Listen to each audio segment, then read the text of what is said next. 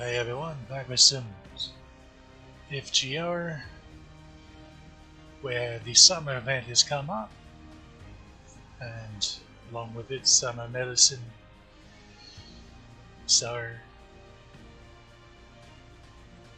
I figure, let's give her a go, why don't we? We are on the main account, as the title may suggest. So that kind of snuck up on me. For some reason I was under the impression it would be next month. I don't know why. Time, how's that even work? Holy SQ. Yeah, been a bit since I wrote. What was the last time I wrote on the main account?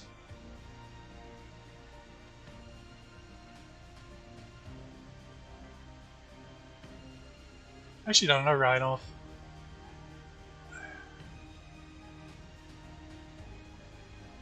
Maybe I have it in any notes.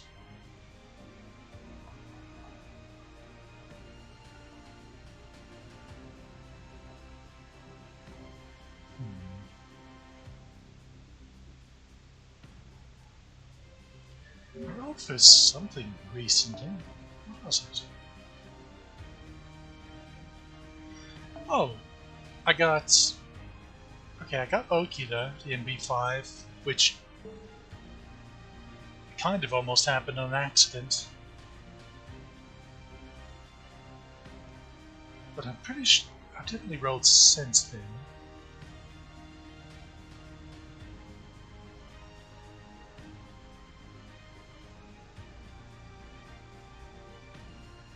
Ah, Tiamat.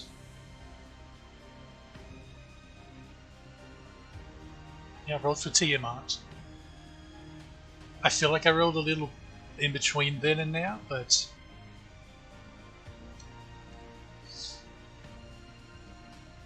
Vargas ended up getting Summer Melikar. Well, that's the lovely 4-star rate ups.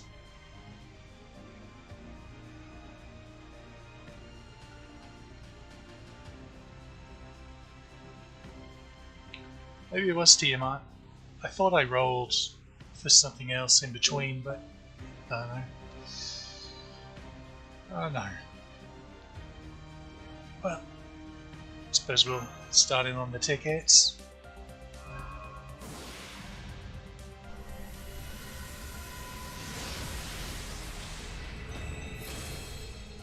New CD already. Fully.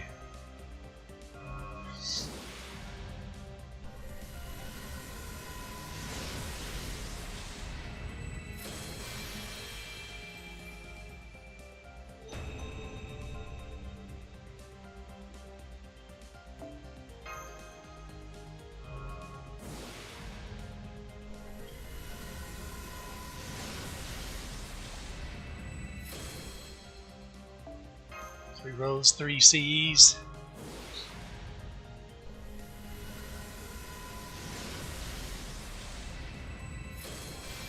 So people, that's funny. 4 rolls and I got each of the event CEs. Each of the 3 tiers. Saw a little rumor going around saying, oh, the emergency maintenance was because they had jacked the rates up, it was being too generous to people because they kept seeing people posting, oh, I rolled like three singles and got Melusine out of it, and stuff like that, which thankfully a few people were rightly pointing out, well, of course the people that got super unlucky and got nothing wouldn't post their rolls, so you're only seeing the ones that luck sacked. Or Pretender.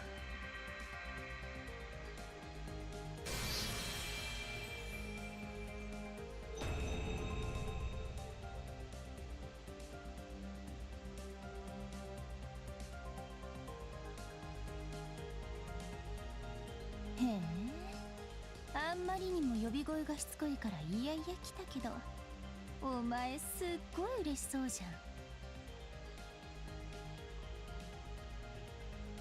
その物欲しそうな目に免じて契約してやるよ。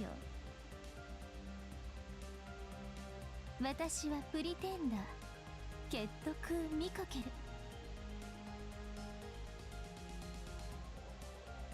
見ての通り最新の巫女様だからな。今までみたいに気軽に話しかけるなよ。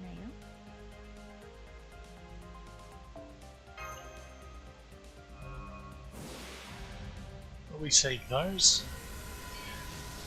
Hopefully you have the same luck with getting her with your remaining corpse.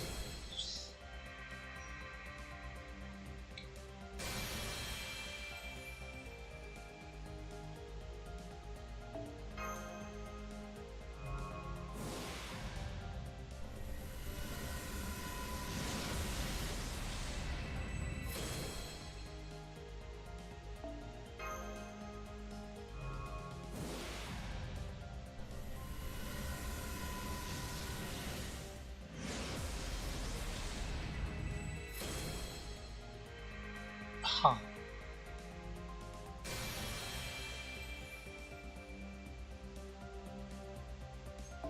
I feel like I'm going to end up in a situation like when I rolled for Morgan, where I ended up getting MP5 of one of the two 4-stars really early, and then it takes forever to get the MP5 of the second one.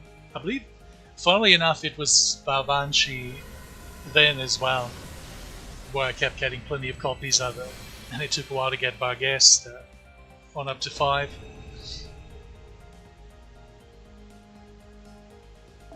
Boy, that was a weird rolling session. What was it, 3 copies of Black Grail I got there?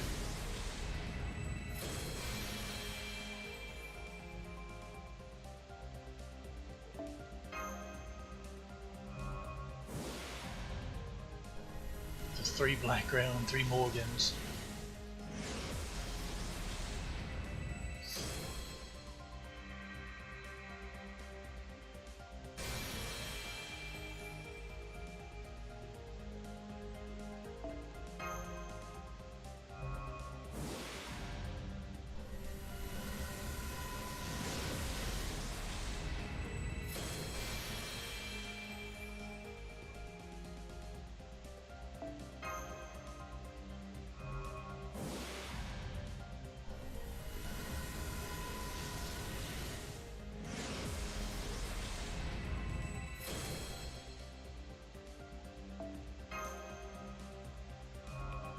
I believe we got...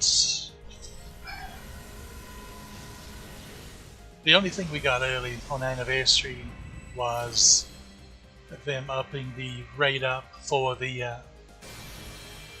split 4-star to where now you have an even higher chance of, if you get a 4-star, it being one of the 2 rate ups, 2 or more rate ups, however many are rated up, as opposed to a spook, which I suppose is nice. I would have liked us to have gotten the update to the storm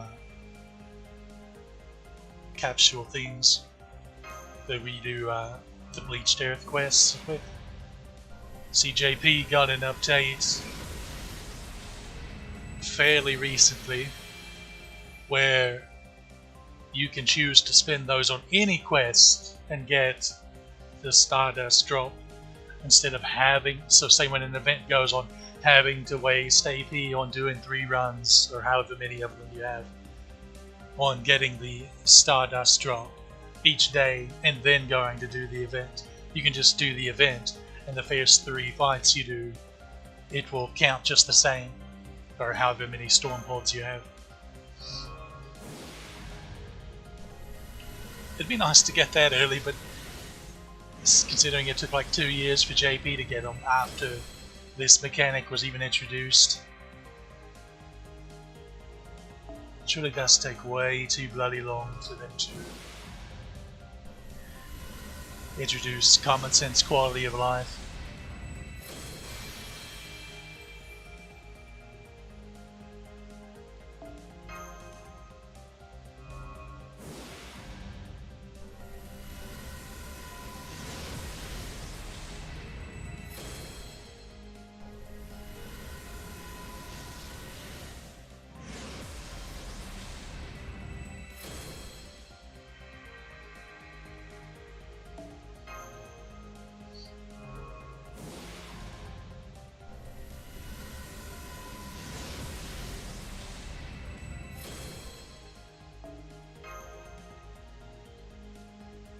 Well, we're loading.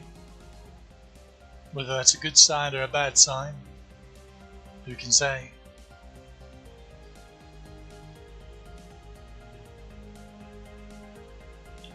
Be real awkward if the server died again. Because who knows when it would be back up.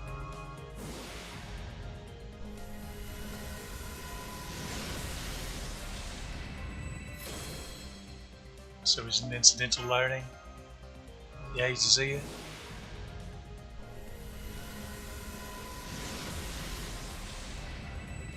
Guessing a lot of those.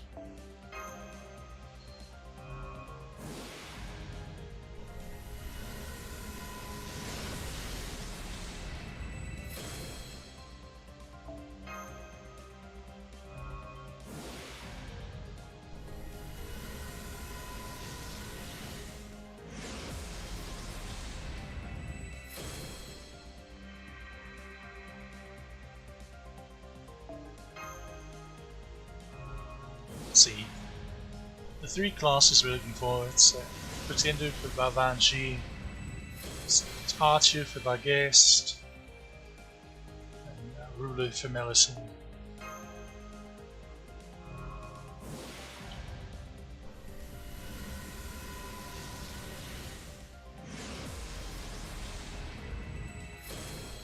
I feel like it's rare that I roll on a banner that has an extra class 5-star with an extra class 4-star rated up as well.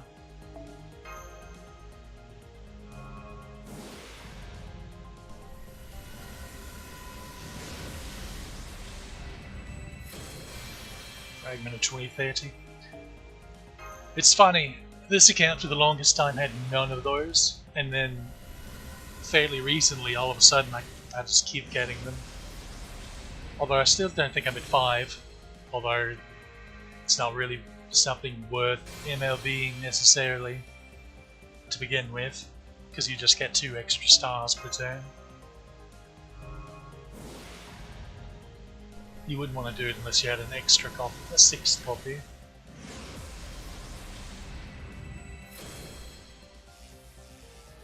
Oh, could that be Barghest?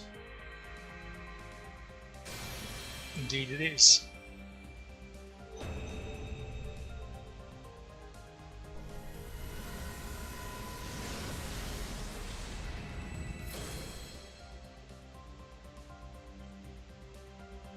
Servant, Archer, UDK バーゲスト、召喚に応じ参上した。私は他の妖精騎士のように海だからと浮かれてはいない。バカンス気分は持ち込んでいないので、そのつもりで。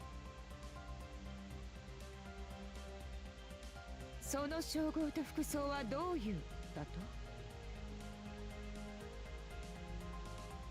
UDK は森林を守護する組合の名で、甲冑はそのなんだ、南国ではさすがに無理があるので脱いだ。サイズも合わなくなってしまったし。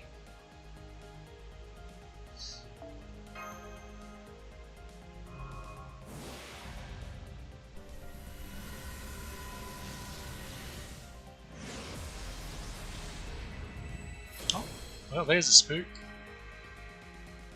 At least it was on the War-style one. Because I'm not sure. Let's first be a wolf. I suppose he was inevitable.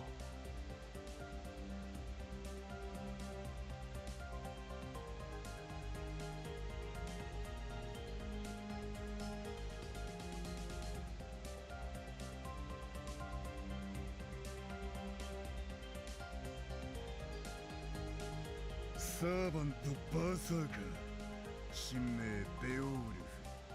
じゃあ殴りに行こうぜマスター。おいおい、引くな。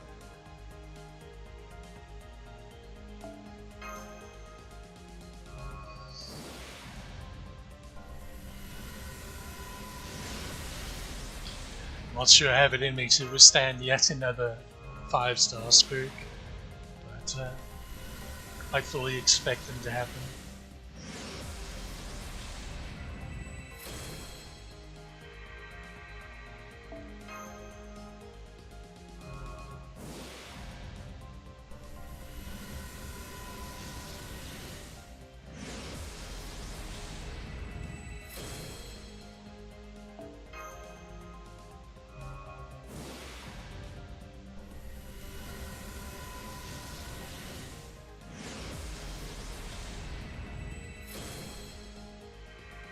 Two for two, not bad.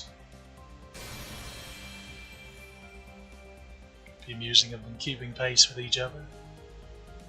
Alright, hope we don't bump into this.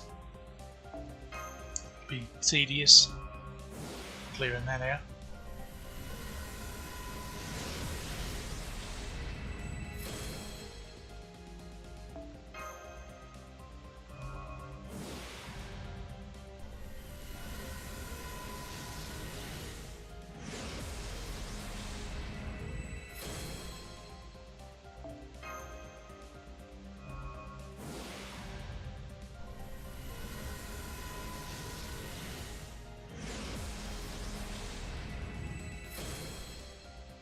What's the berserkers all of a sudden?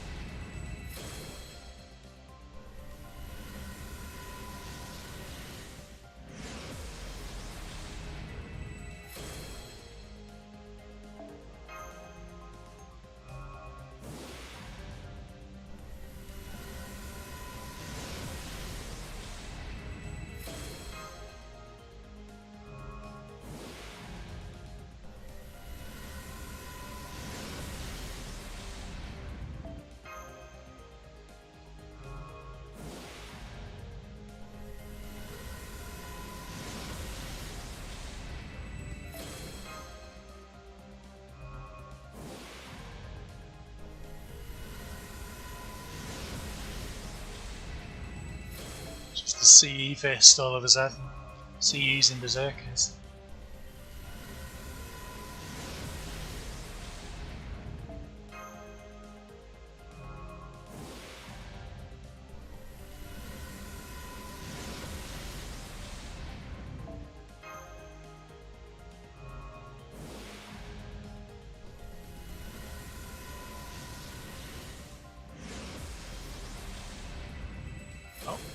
Please don't be John. Okay, there's no fist, Melusine.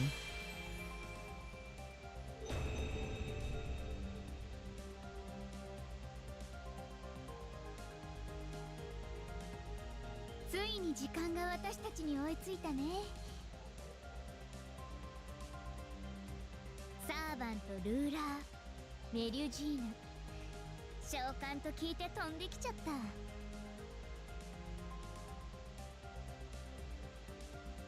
今回は水の妖精も兼ねているから機体名もちょっと変えようと思うんだ。メリュジーヌ・オンディーヌとかどう？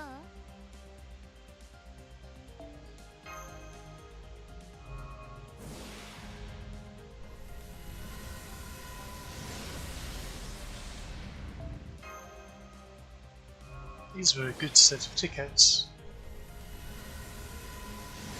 In B2 of both 4 stars and a copy of Melusine. Let's hope the Maltese are as kind.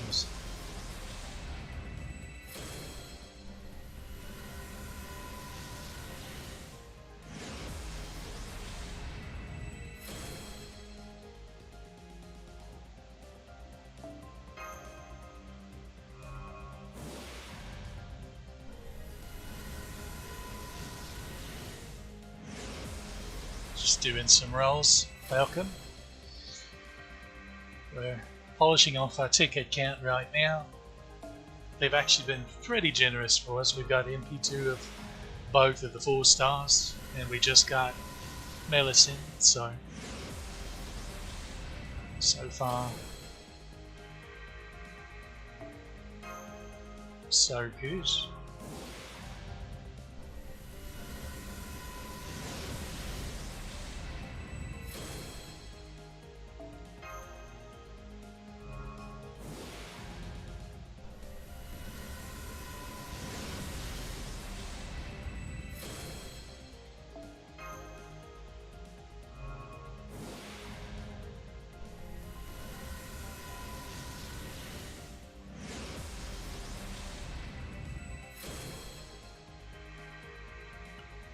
I looked at cross-eyed and thought it was double-sided for a second. Thought we'd been spooked again.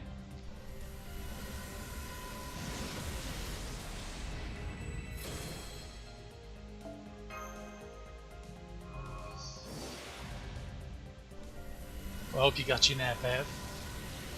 The people that stayed up to roll on the banner immediately got met with about a 2-hour-long maintenance, emergency maintenance, because the server crashed. Small indie company and all that. What are you gonna do?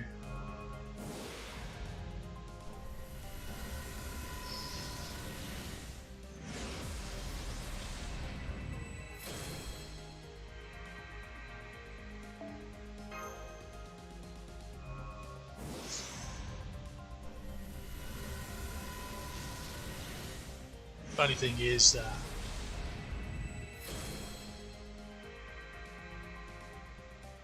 the game crashed on Lancer Melusine's first banner as well.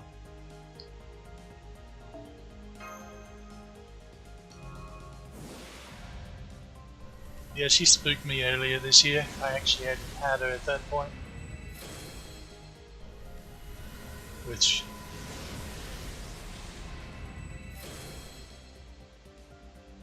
today has so far been the unusual one, with because I'd been on an extended streak of just atrocious luck that even started to bleed into Blue Archive the past year and a half, so well, over a year and a half.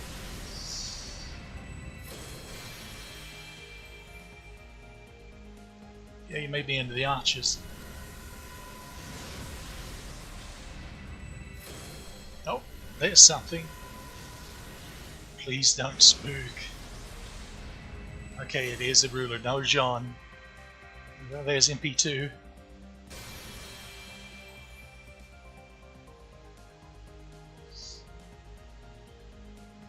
That would have been a min roll if it hadn't have been her.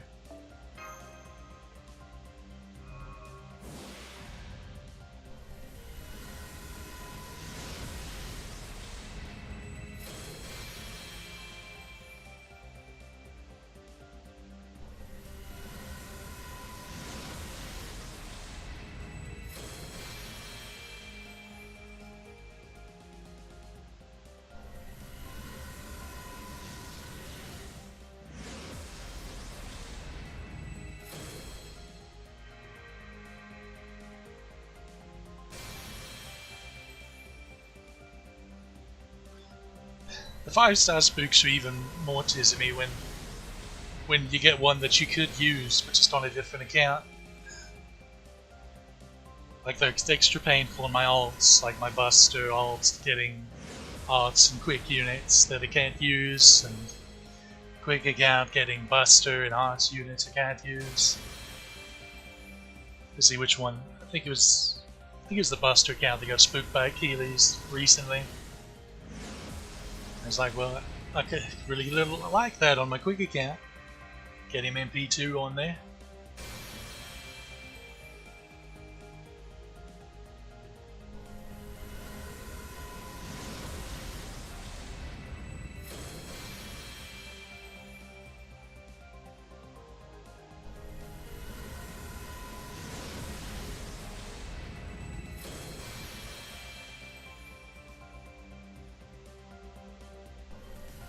They need to pull a Pokemon and let us just trade between accounts. Permanent 5 stars. we'll say permanent units period, just like 1-for-1 copies. So it'd be like, oh, I've got Ozymandias on Arts account. Well, let's shift him over to the Buster account. And then we move, let's see. What arts unit do I have on the Buster account? Oh, Artemis. We can remove Artemis over to the arts account.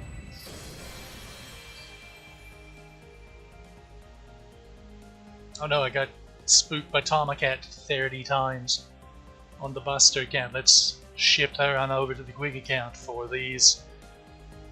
I was gonna say, the Schwartemon's story lock, so we'll count that. We'll move the Schwartemon over.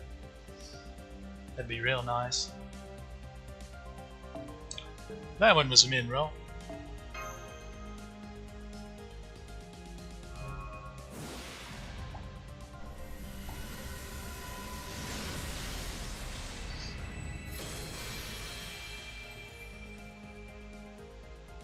Oh, I have extremely unusual craft essence rolls. Back when Morgan Fierce dropped in Global, and I rolled for her, I ended up getting 3 copies of Black Grail while rolling for her, even though clearly there were other things rated out. It's very strange. There was a corpse scar.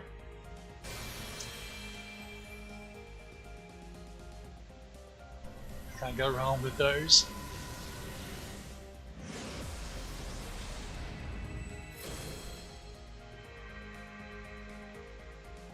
Might be getting close to MLB on that. It'd be funny the MLB Cope Scope before regular K Scope.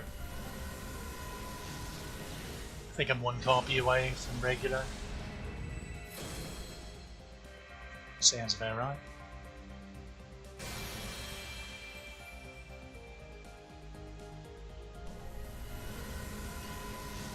Incidentally, we saw a rainbow spark earlier for that second copy of Melusine. One thing I have discovered over that drought of horrid luck that I had, is that rainbow sparks can still spook. They're not guaranteed to rate up, which, from what I gathered, looking around in comments and the like, seemed to be the consensus that a rainbow spark would be the rate up. It's like, no, it just means it's a 5-star.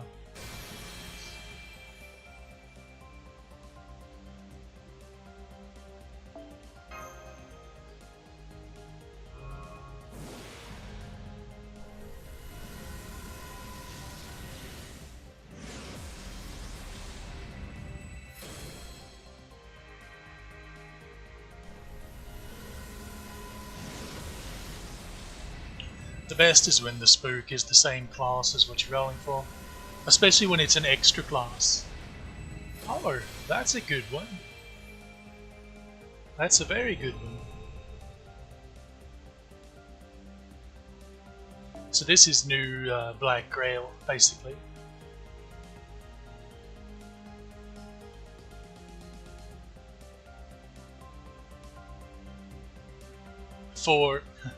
Okay, it's new Black Grail that's better than Black Grail on essentially 2 servants. I believe it's 2.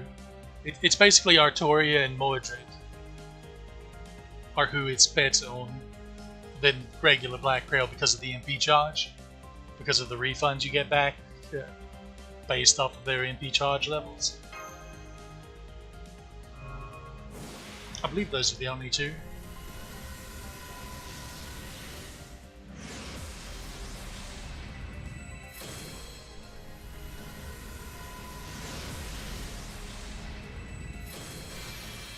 Yes, it's also good if just to give you another option, just like Cope Scope. If you don't have regular K-Scope, if you don't have regular Black Grail, it's great to have another option. And then I believe there's a Berserker only version of Black Grail too, isn't there? So kinda 3 if you use a Berserker DPS.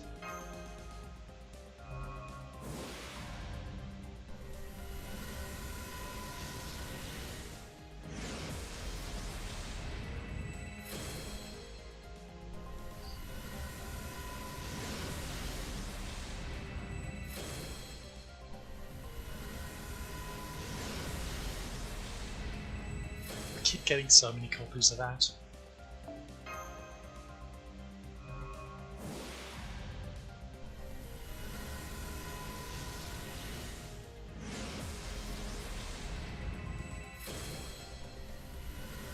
Clicked a little too soon. Didn't see what it was. Min roll.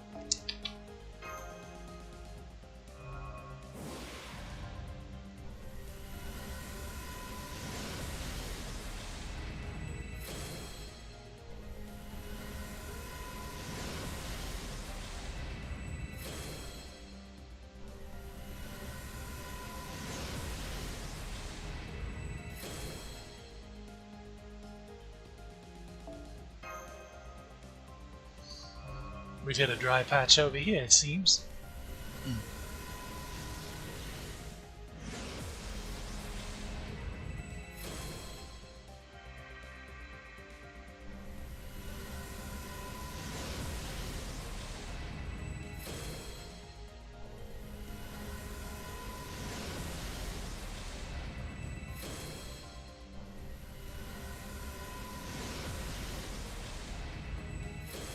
So many consciousnesses.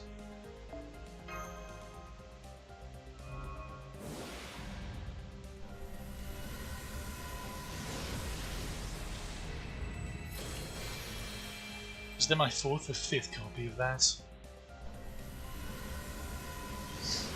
That's not a bad one to slap on a Marilyn or a Tomomar.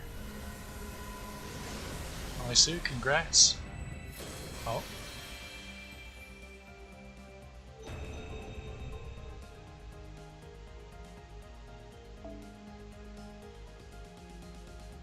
Arts crit. Oh, it's a new. Okay, it's a new version of.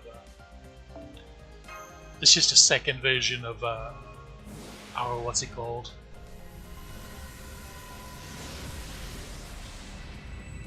The name's escaping me, but it's another Harkonnen CE. Misclicked.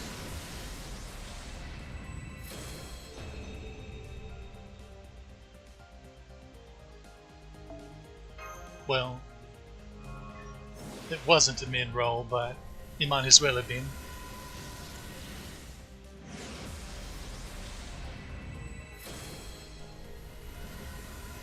Starting to get a little concerned. We haven't even gotten a 4-star server in a while. See, sometimes you just have to speak it into existence. So there's the copy of hair.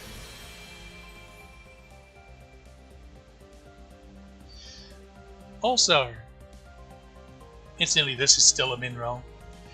Well, no, because the guaranteed 4-star doesn't guarantee whether it's a craft essence or a servant, so we'll say it isn't, but anyway, you can tell when a card's going to spark and turn gold if it's double-sided.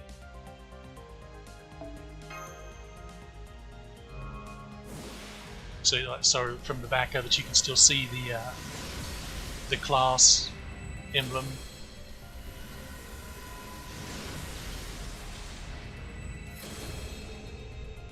Oh yeah, that's fairly new too.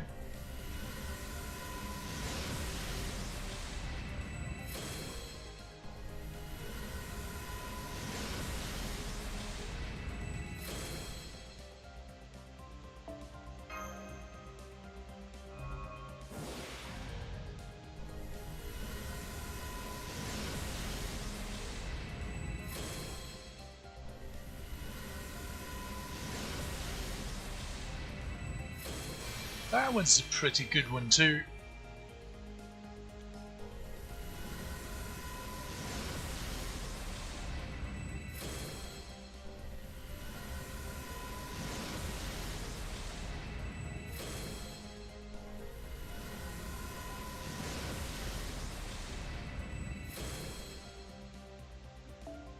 Full attack, buster up, crit up, plus MP gain up. It's really good on certain buster servers.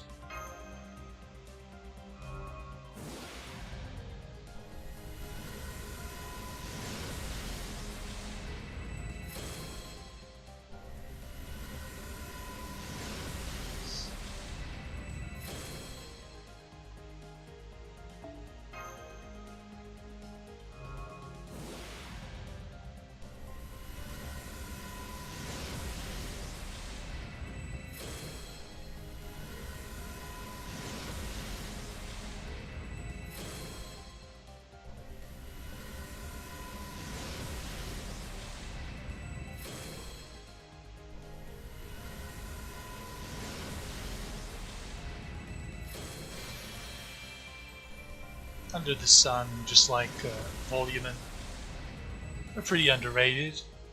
They're really useful to keep key supports alive in certain tricky boss fights, challenge quests and the like.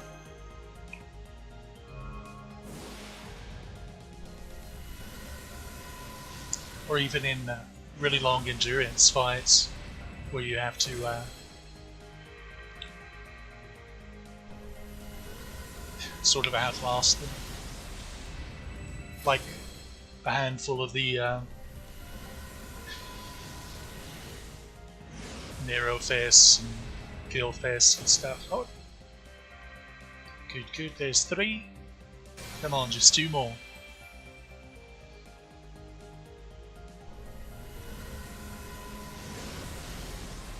Although it would be nice to get some more copies of the Barghest and Babanshi as well. Need 2 more Barghest and 3 more Babanshi. Got 2 of her earlier than nothing since for her. That's weird. Hey, my 7th Black Grail on this account. I just need 1 more to have it MLB'd on my quick account, and that'd be so good. Just 1 more. Please.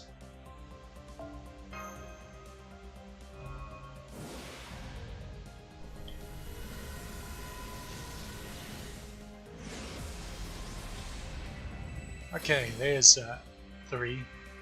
So we're 3-3-3. Sure is something.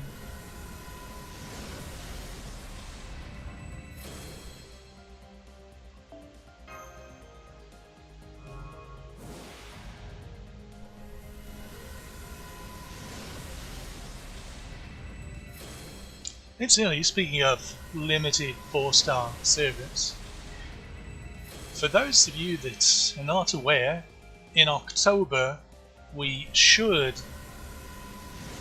hopefully, because JP did, get a little thing where we get a special 4-star ticket that has both permanent story lock and limited 4 stars on it that we can pick one.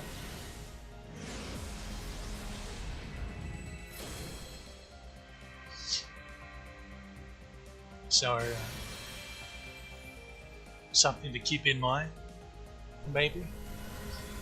With figure out what you want to snatch up.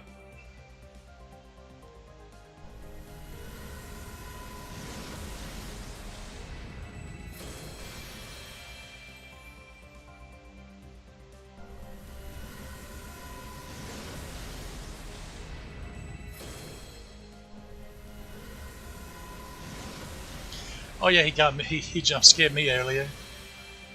That's only the 2nd time he's ever spooked me on all of my accounts, funnily enough. He was until this year, he was the 1 permanent 4-star that I'd never gotten on any account. Which is fine, because frankly, I'm not a fan of his design. I don't like the silly modernized get-up for no bloody reason. Like, I don't care for Tail either, for similar reasons, or Sieg.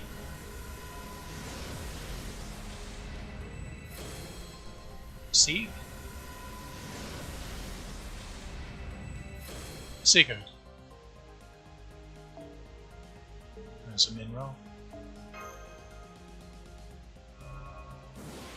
Hey, more coins! Yay! Bloody coins.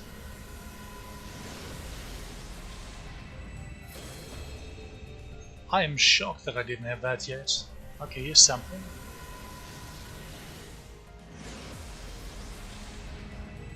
Okay. I think that's 4 for hair.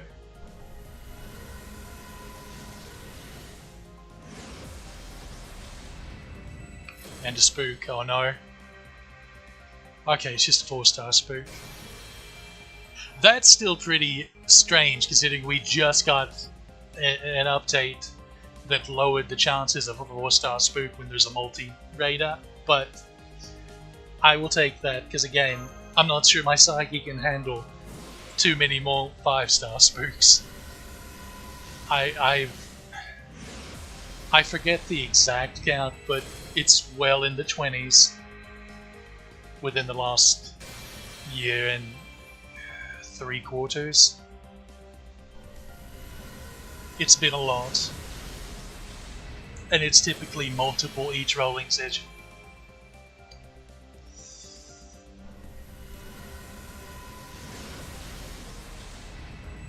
Yeah, those coin flips are biting me a bit there. It was very spinny.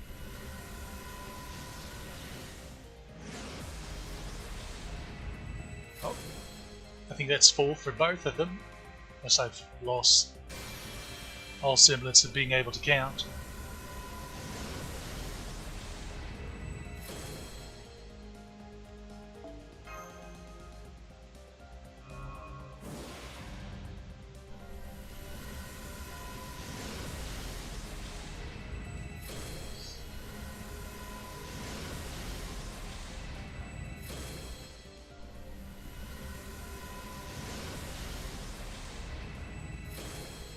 Good old Bizets. That's the new fragment of 2030, although it's not as good, really. Yeah, we're getting a little lower on the quartz here, and I still need 2 copies of Melusine, so that's a bit of a bugaboo. Starting to be concerned. Okay, that finishes off Barghest.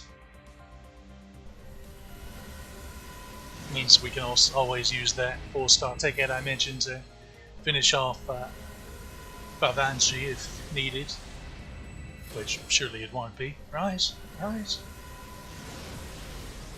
right.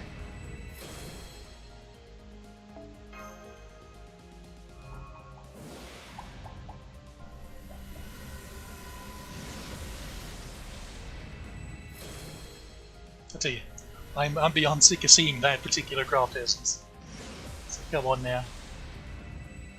Okay, 4 stars are done. Now, please, Melusine, 2 more copies. Come on, be a good girl.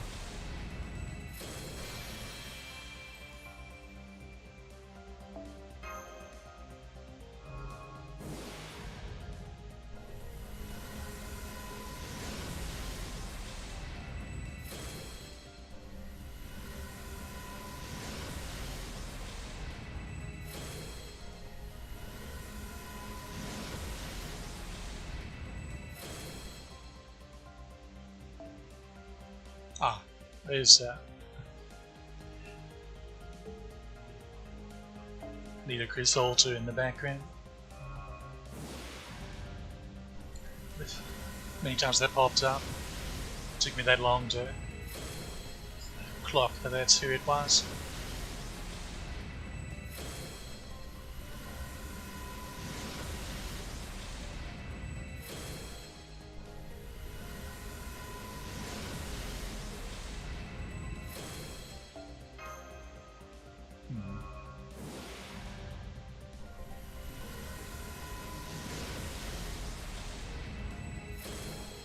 Maybe we should try a patented hyper skip next roll. Fingers crossed.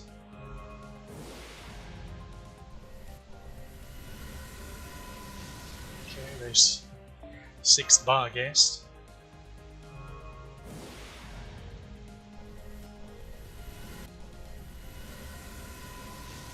Oh no.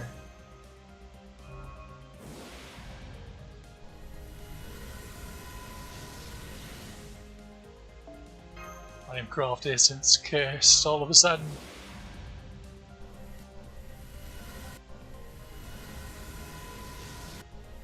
Oh, second one of those.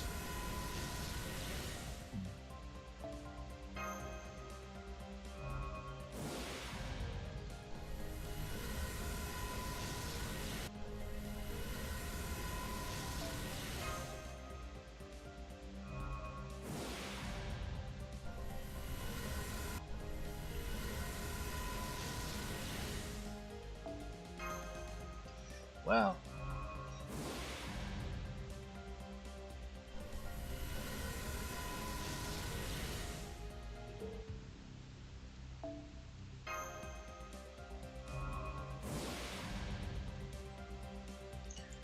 MP, okay.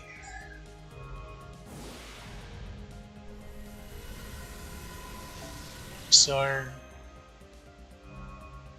with the amount of tickets and quartz that I used, with average luck, MP4 should have been where we settled. So, I'm afraid we have to put this down as bad luck, even though we had such a promising start. Unless her fourth copy ever comes along here with this remaining little bit.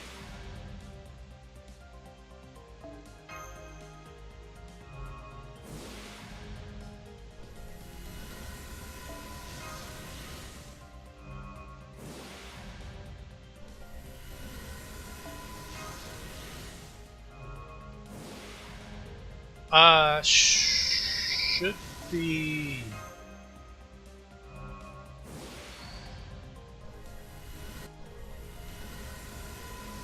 What?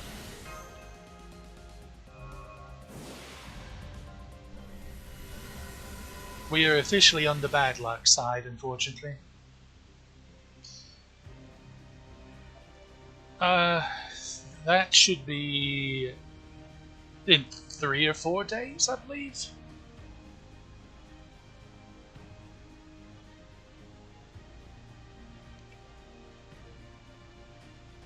Yeah, something like that. Should be.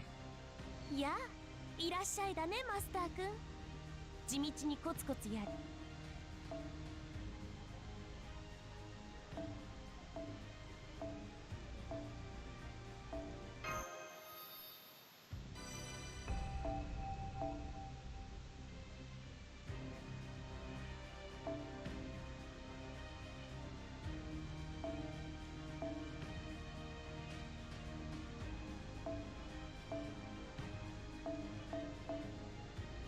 Oh.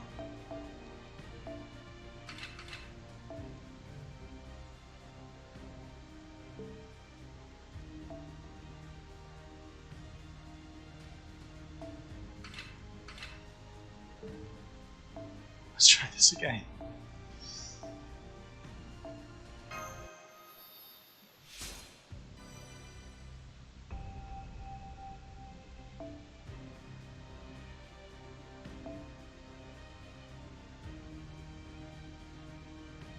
Let's see.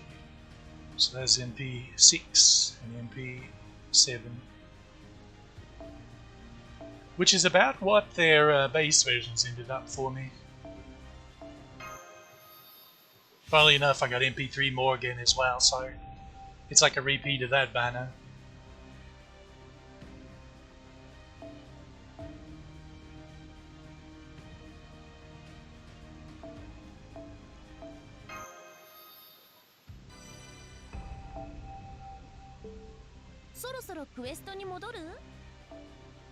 Is there anything else? No.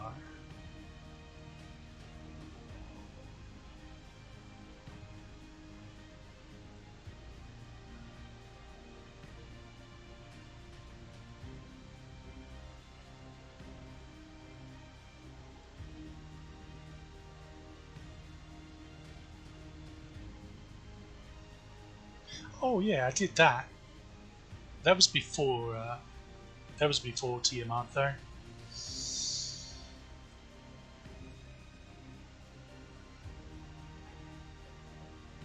So that would have been Valentine's, somewhere around then.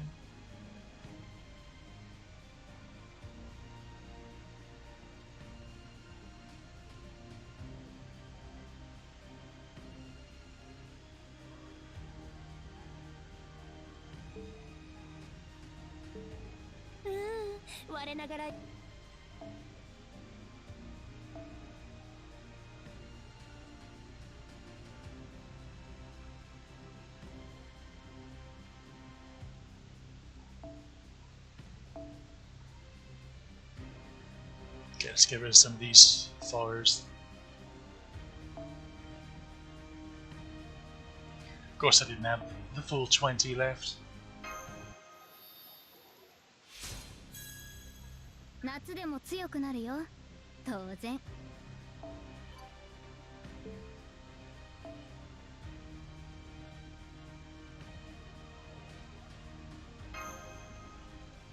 Oh. Bugger. Okay, we'll have to follow her in a minute. I need to burn through some embers and stuff first.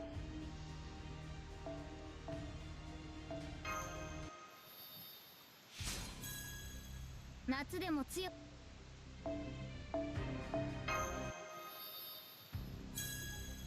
夏でも強くなるよ。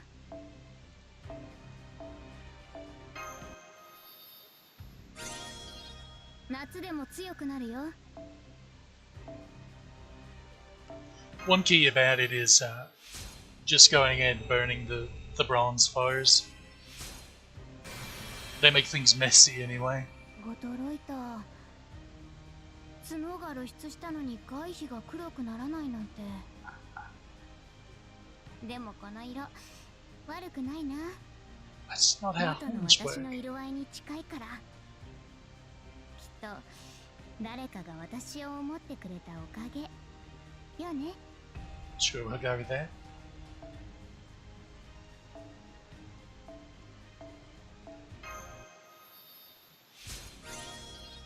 レベルアップって霊気再臨に比べると地味だよね。 Just because you're correct doesn't mean you're right.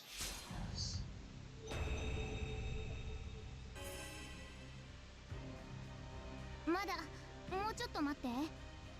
もらったリソースを使って新しい外皮を作ってる最中なんだ。 Picky, picky.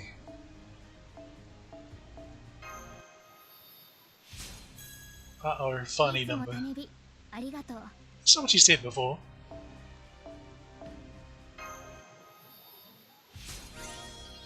イエーイマスター見てる。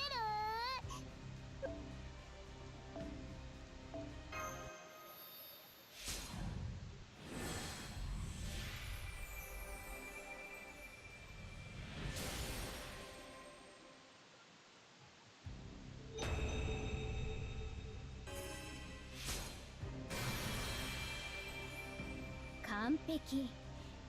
ドラゴンでルーラーでバカンスなんだもの。これくらいの武装はしないとね。どう？私のマスター。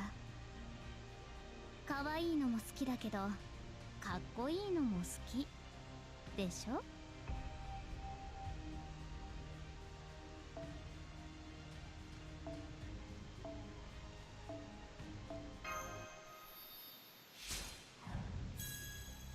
誰よりも早く、何よりも強く、どこまでも最先端。あと、夏は海より空。わかった？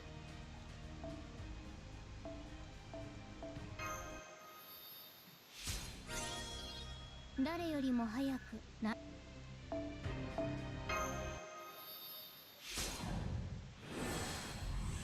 Okay, we should have burned enough embers at this point to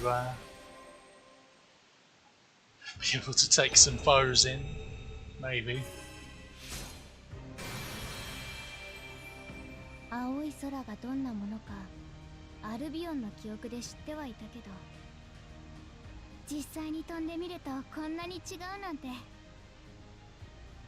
黄昏の空では飛ぶたびに悲しみが胸を裂いたけれど、この空は心をさらっていくようだ。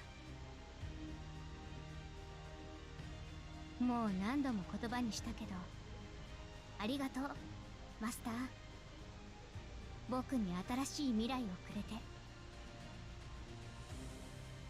故郷に帰れず嘆いた竜の残骸はそれ以上のものを手に入れたよ。がっちりこの星で一番硬い爪でホールドしている。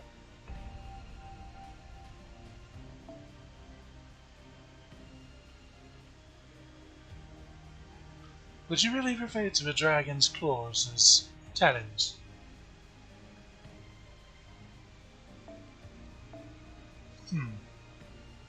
I know about that. Okay, we do have room for foes now.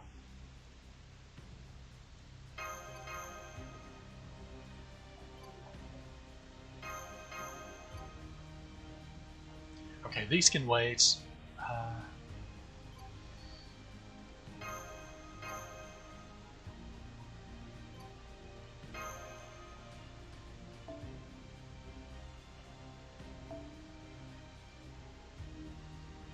Okay, where is she?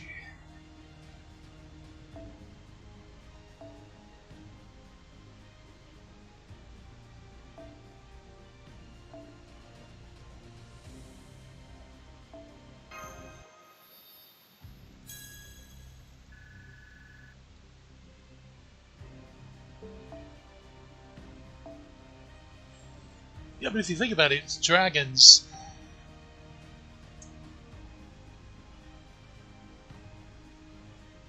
Okay, we'll put it this way.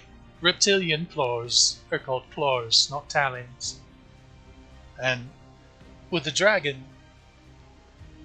I think more reptile than bird.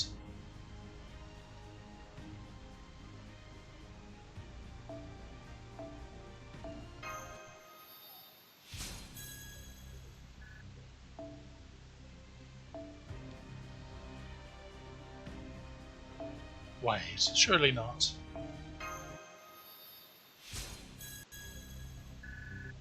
There's no bloody way that I have enough of these to... Huh. I could have swore I already burned through them all. Oh, let's get the attack part.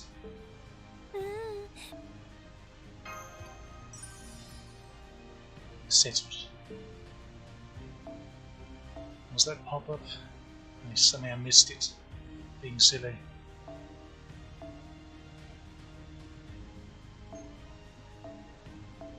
Now we have one extra foe lying around. That's going to annoy me.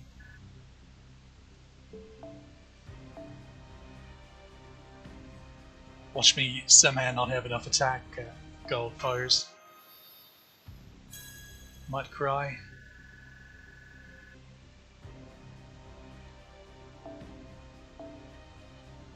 Because the proper use of them, the inferior lancers.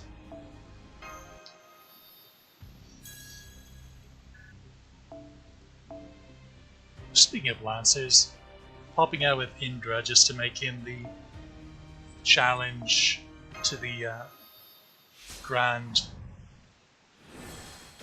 lancer stuff is... I don't particularly care for that.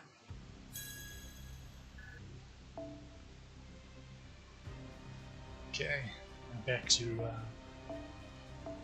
cleaning her embers.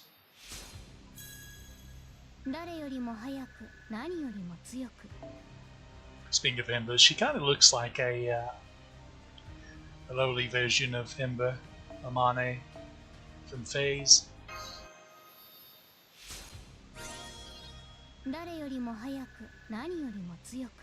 Probably before she started eating.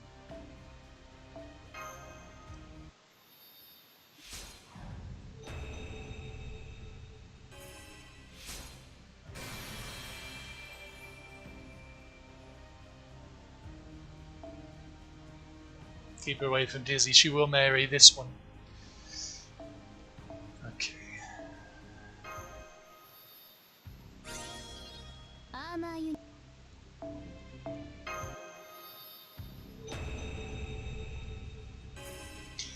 Or, it occurs to me that I haven't even checked her skills. Or, to be specifically, her skill mats. I just got a sinking feeling because I just bloody know she needs some new mat that none of us have had long enough, and well, besides the whales, obviously, to like uber farm a decent amount of. I'm going to cry. 2 more grails.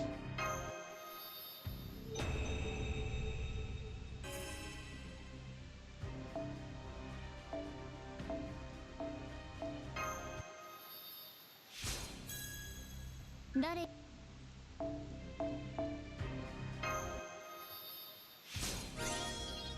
アーマーユニット出力向上。誰も私には追いつかせない。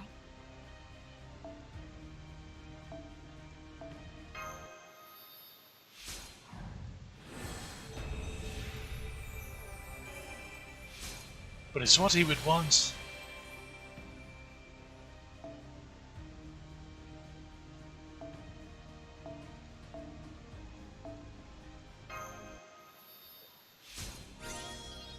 "誰よりも早く、何よりも強く、どこまでも最先端。あと、夏は海より空。わかった?"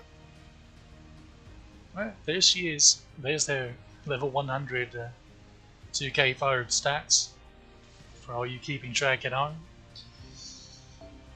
If you were to 120 her, which is not out of the question if I can get her to MP5 eventually, then you could add around 2,000 to each of them, I guess. Should be around there, because generally post 90. So, okay. So you know how each character has their own growth patterns? You have like S growths, inverted S growths, and the like, where at different point, different level brackets, they get more or less stats than other level brackets. Well, there's also the just steady growth, where it's just sort of even, every level's the same. Well, when you start grailing a servant, every level they get from that point is that growth, that just steady upward diagonal growth. So, which means every 10 levels is roughly 1,000 in each stat. At that point, yeah, it's a flat rate.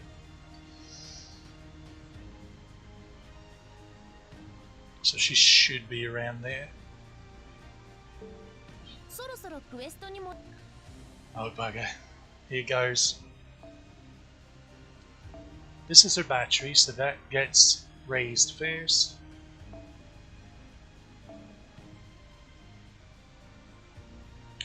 That's a star bomb.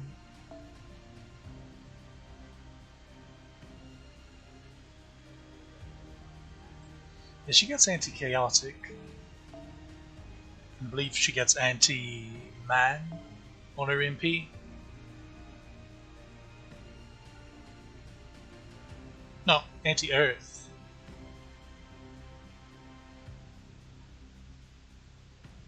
It's anti-earth, which is arguably better.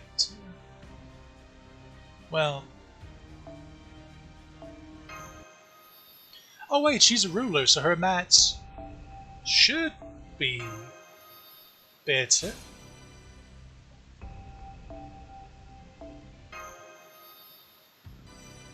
I hope. Watch me be somehow out of some gold cookies here.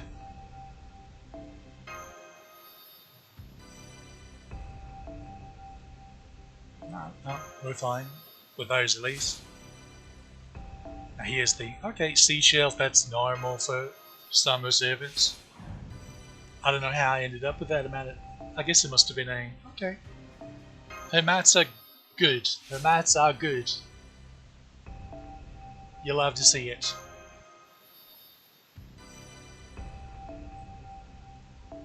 Like these are mats that a bloody day one account could handle.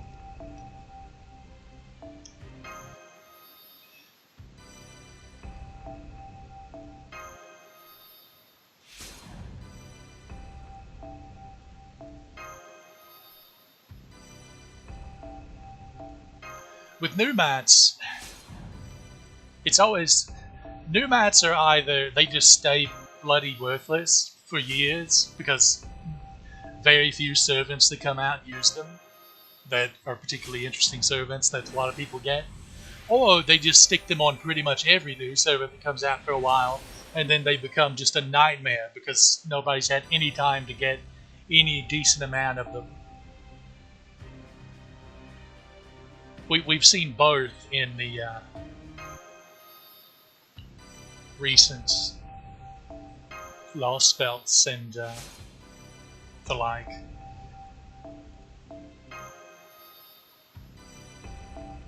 Like the bronze daggers from, is it Tron?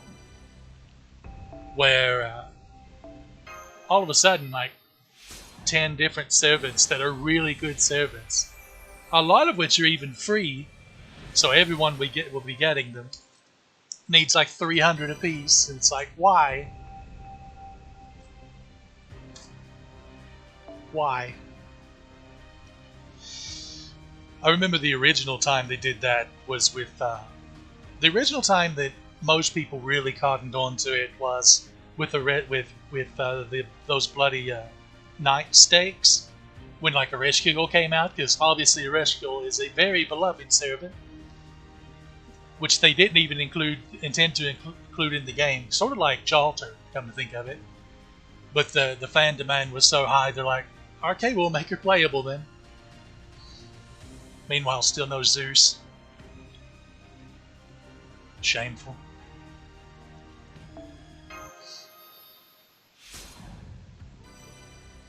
I mean, they literally just made Indra playable. They have no excuses not to add some of the Greek gods like Zeus and the like that people really liked from the Lost Belt.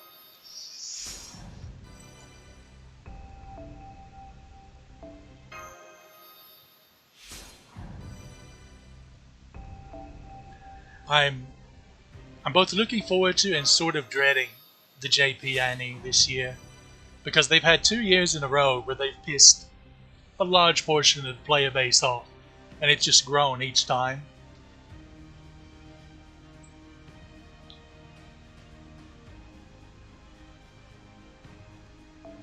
Hey, someone that actually realizes Maryland's still good. Fortunately, you've got a lot of idiots running around spreading misinformation that Maryland is somehow bad now or something. Or just, oh, he's too old and he's been passed up. When no, he and Tom are both still really bloody good.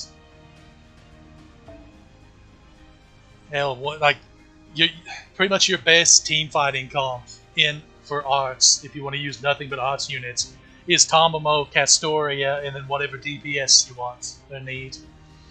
And then same thing when it comes to with Buster. If you want Buster, well, you got Maryland. You could go double Maryland and then whatever DPS you need, or Maryland and even Koyanskaya or something like that. You could even Maryland Mash, Maryland Hans. And then, well, you could Maryland Himiko and then a DPS, or Himiko can be the DPS. So you could. There's the classic Immortal comps of Maryland and then Castoria, and then either Morgan or Himiko, or what is the other one?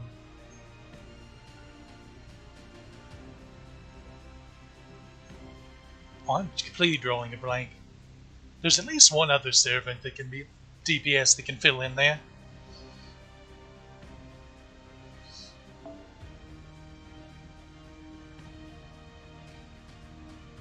It is frustrating just how many of the content creators in FGO are they just spout misinformation or misleading information a lot of the time. Like, for example, I don't know how long you've been playing, but when I first started playing, one of the popular things to say, for one, was to overflate how good, how important Uriel is. But I'll get to that in a minute. Let's put a pin in that one, and I'll get to that in a moment. And the other one was to talk about how, Baldy, Inshin, where is he here? Let's go down to the level 70 section. Baldy here. Oh, he's the coup killer. He's better than Kukulane.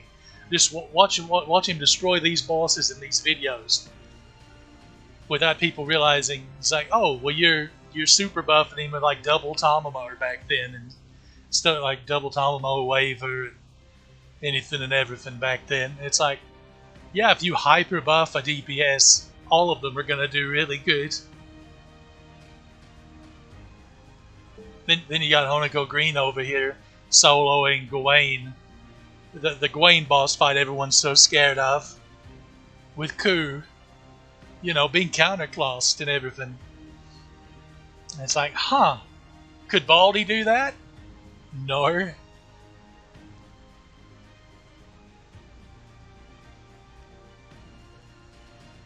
And Uriel got extremely overrated. Because she's really good in that Gawain fight, and she's really good at one or two, really just like one more fight after that. So like 2 fights, she's good for 2 fights, and 1 challenge quest. Which, to be fair, that challenge quest came out like year and a half, 2 years after this big. Oh, you have to build Uriel. All the other 3-star archers are worthless. Nonsense that got peddled around when I started playing. But it was basically, so how this got started is from like day 1 FGR, Uriel was pretty much your best shot, because back then like grailing wasn't really a thing, so you didn't have, and everyone was starting out, so people didn't have a bunch of 5-star archers and stuff to throw out against the Gawain. But Uriel would do massive damage to him because she's anti-mail, and then she would charm him and stuff. But then, and when she is able to do that, she is really good. But just take a guess, how many Saber bosses after? I guess it's it's the Fire Giant in Lost Belt 2 is the last fight, which she's really decent in. And even there, I don't think she can charm him. So it's purely damage-wise. Where's that giant's name? It's on the tip of me tongue. But anyway. And David's better in that fight anyway, because it's Super Giant, anti-Super Giant, or anti-Giant rather.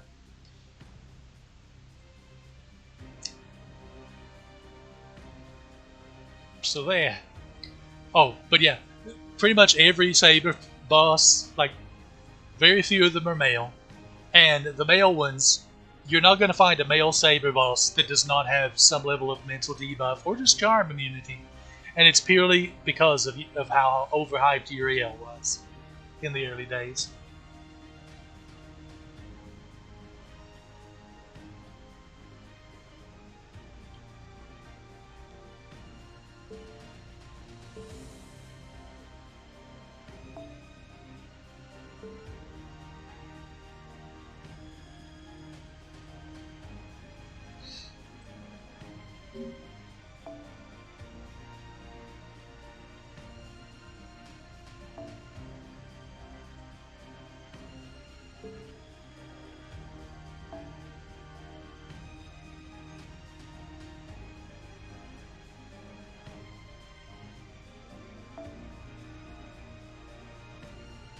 Okay.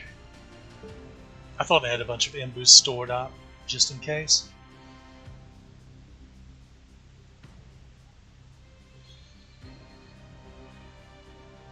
Well, one issue people get caught up in is thinking farming is the entire game.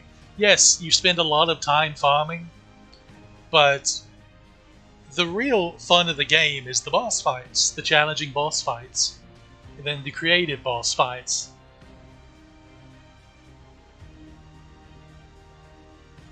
And unfortunately, it's...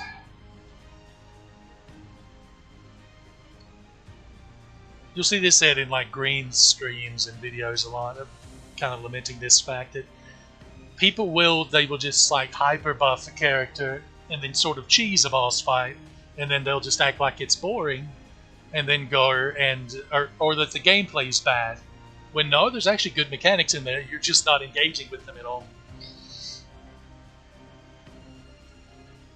Like, how many people try to solo challenging fights with servants? That's actually extremely fun, and pretty much my favorite servants in the game are the kind that are good at that. They're self-sufficient, and they can and you can do stuff like that with and get creative with how you handle the fights. One thing about having these alts, where it's like, oh, I have a Buster alt, I have an Arts alt, and I have a Quick alt, with that only use that particular card type. The supports notwithstanding, obviously, since even most quick supports are still arts. Most quick supports, as if there are many. So Scotty is still arts. Summer Scotty is quick, speaking of. But,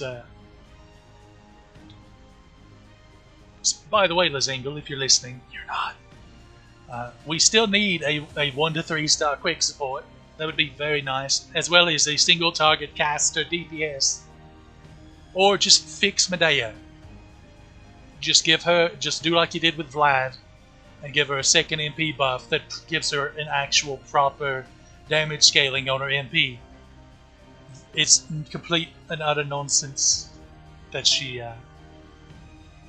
still doing AoE damage despite being single target.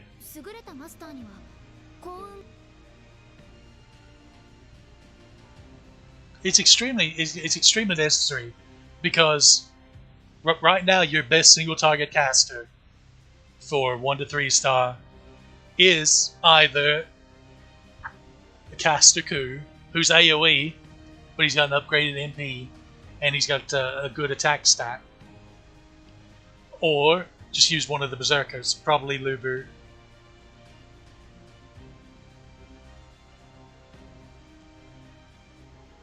And that's frankly silly, especially because you'd be using a single target caster against assassins, and assassins crit a lot, and what's a crit gonna do to poor Luber?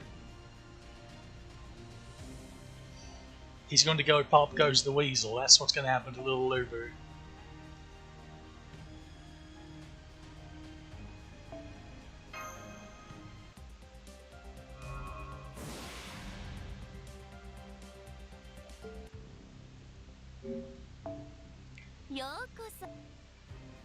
Oh, I need to... Oh. I thought so. Why 6? I hate that. Stop it. Oh no. Okay, let's just see how it goes. I'm going to forward both of the other two. I did forward you, right?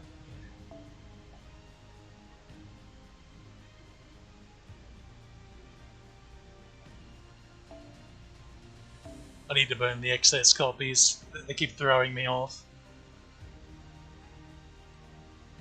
I'm too cross-eyed for that at this moment. ありがとう。助かります。忙しくてトレーニングの時間もと。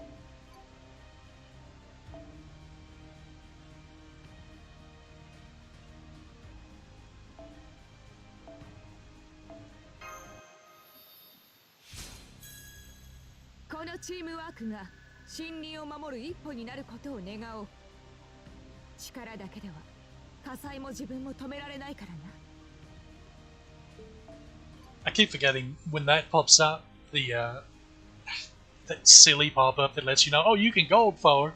Oh, thanks. It's not like I've not done that to... Oh, to do how many?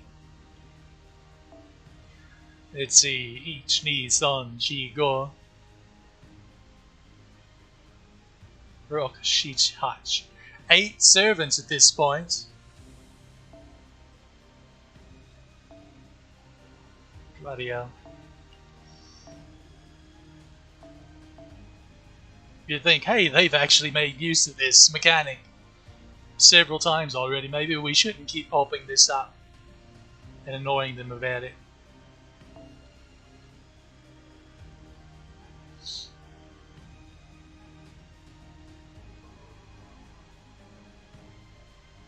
Alright, I was going to go in for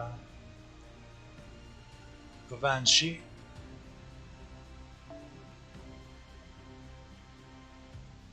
Okay, enough HP at least. 強まってる強まってる。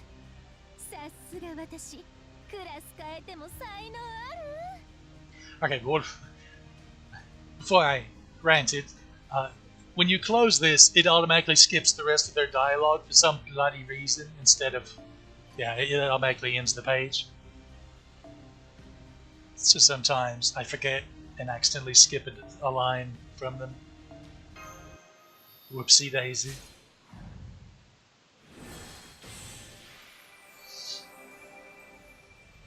But Banshee here is really good at solos as well. 強まってる強まってる。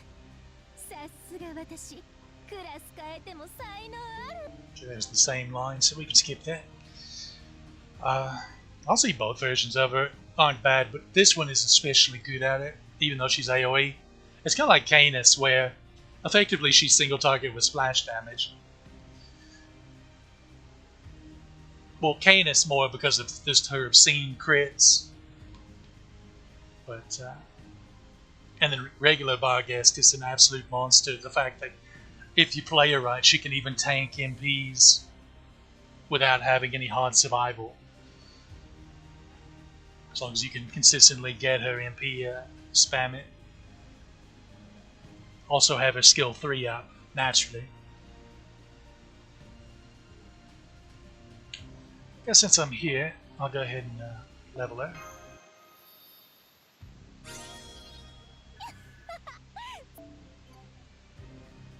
Lady of the Water farming. Are you talking about Melusine or Tonlico? Because we've... That's another thing. We've entered the Tonlico era where... なんだよその顔。私がおとなしめの服着るのおかしい？最新のミコは疲れるんだよ。だからたまには気を抜かないとやっていけないの。分かったら紅茶の用意しよう。お前の分も入れていいから。 We reached the era where people are trolling by putting their Castoria and Tonlico at the same, the most similar Ascension portraits, so people will keep misclicking when they're farming, and they will rage.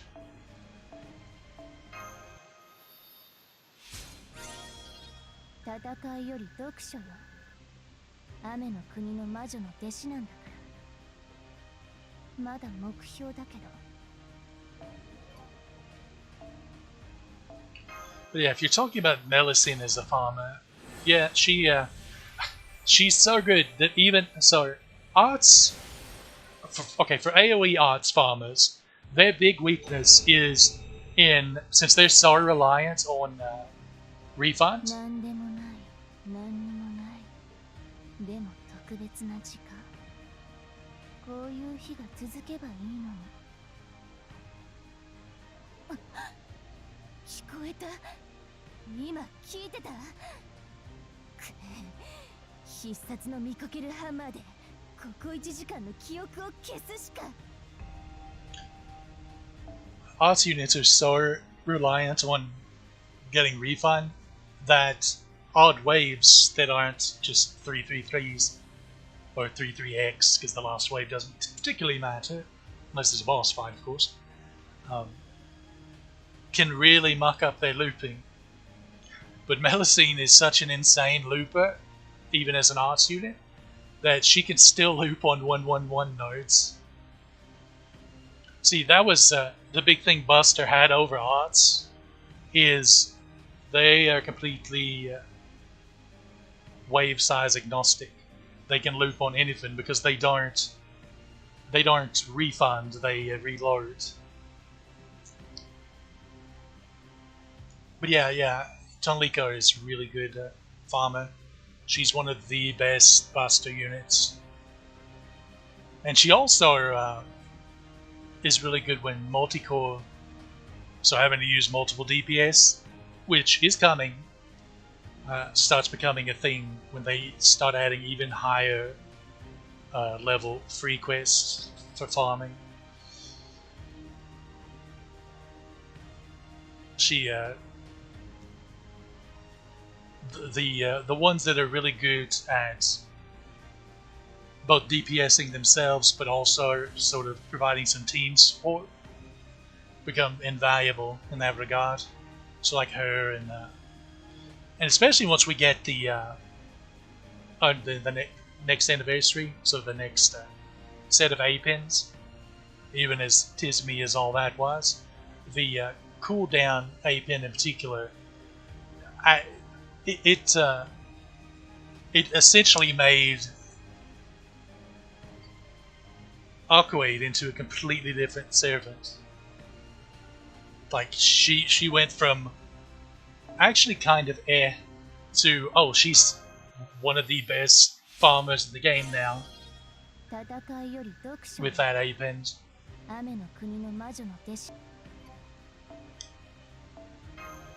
Also, I keep biting my tongue and I don't appreciate it.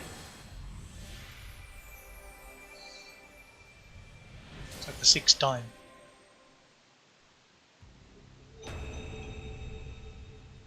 Gonna have to go gargle salt water or something. 私と呪いは切っても切れない関係だけど、呪いに振り回されるなんてダサかった。見ていてマスター。呪いを持って呪いを破る。それが今の私。神聖した妖精騎士トリスタンの姿をその目に焼き付けることね。I still so greatly hate that they translated Yoshikisi, Fairy Knight, into Tomlin. Just call them Fairy Knights. That's what they are. It's what they say they are. Tomlin isn't even... It just doesn't work. Tomlin is a character. Like, what does he have to do with what they are? Bloody localizers, can't stand them. Every time. Just wait till I get around to playing Digimon World 2 on stream. Every time. I swear I'll be ranting constantly. Every time. Oh look, here's an attack name that's in English. They say it in English in the Japanese. But they changed it in the English version for no bloody reason. Why? It was already English.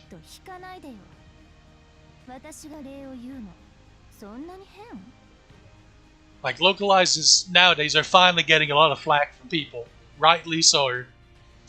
And they're doing it for different reasons that the ones back then were doing it.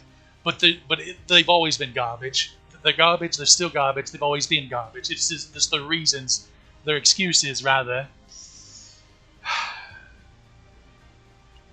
That's Nasu's fault. You actually can't blame the localizers, because even they were like, it's supposed to be Artoria, but Nasu is convinced that it's supposed to be Altria because he doesn't know how English works.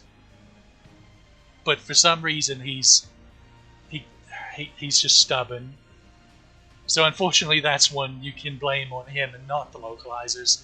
You can, however, blame their nonsense with making Marie Antoinette into what she is in the English version. And especially the Japanglists that Otsukabe Hime does. Gomen Hosori and the like. Ariga thanks. If the character did that in Japanese, I wouldn't have an issue with it. I would actually get a kick out of it, because that kind of stuff amuses me too. But it annoys me when you take someone else's writing and you're supposed to be translating it, but then you're like, nah, I can do this better, so I'm going to put jokes and just rename things, because clearly I know best.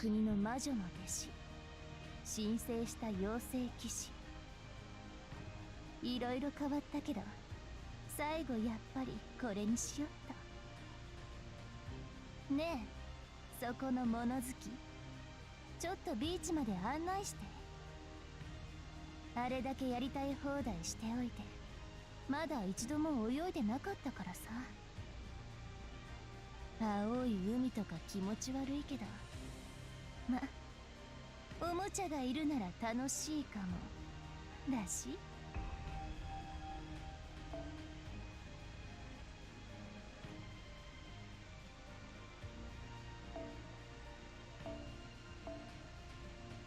Oh, I'm run out of embers finally. Let's rectify that. Let's burn through the 4-star ones first. Even though it'll take longer.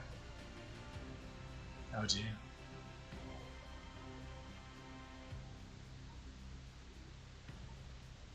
Wish this scrolled just a bit faster. Just a bit.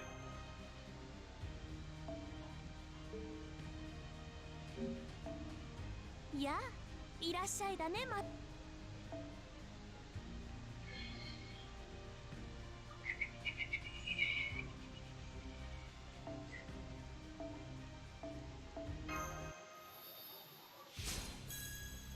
2番手に収まるつもりはありません。もっと強く、もっと多くを貢いで、この呪いを飲み干せるくらいになるまで強く。That was me when I was finally biting the bullet and 120ing the Ushi Venger on my quick account. I was like, oh bugger, I'm out of embers, and she's like at 112, or no, 114. I was like, now what I'm gonna do? It's gonna take forever and a day to. And I was like, wait a minute. I was pretty sure I prepared for this, because the whole point was I was waiting to 120 until I got her, because she was an MP4, and then this anniversary she got a banner, and I was like, I'm gonna try to snag the final copy, the 5th copy of it there, and then I'll 120 her. I kind of had to wait then because I needed the coins. Because at Bond 11 MP4, you can get 2 A pins. Currently, you can get 2 A pins and Grail up to 116. I believe is what I could have taken her to. So I needed, but I either would have had to have given her more Bond Grails or. Which I decided not to do yet, at least, because I was wanting, might as well get her MP5 anyway, because she's already 2K foed, and she's to this day still the only servant on any of my accounts that I've actually faux parred, which I think a lot of people forget about.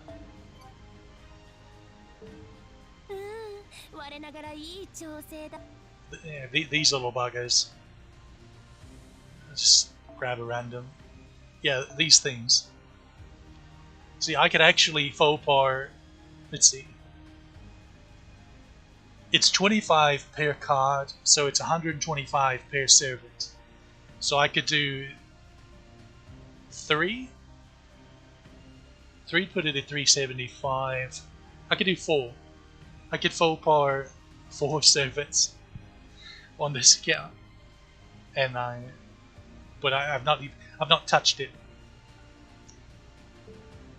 because I keep forgetting that it's a thing. See, the issue with it is effectively. So this is another thing. I feel like it's not very widely known how exactly it works, what it actually does. Effectively, what it does is it adds 500 extra attack to whatever card you're upgrading. So if you faux par all of them, then effectively, so like Melusine here, Lancer Melusine, is currently at 15,304 attack. So if I faux parred all of her cards, effectively she would have 15,804 attack. That's what it does. And as you can see, it is obscenely expensive, because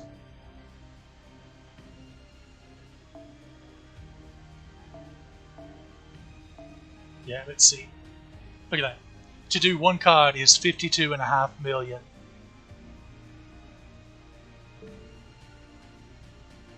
It is just obscenely expensive.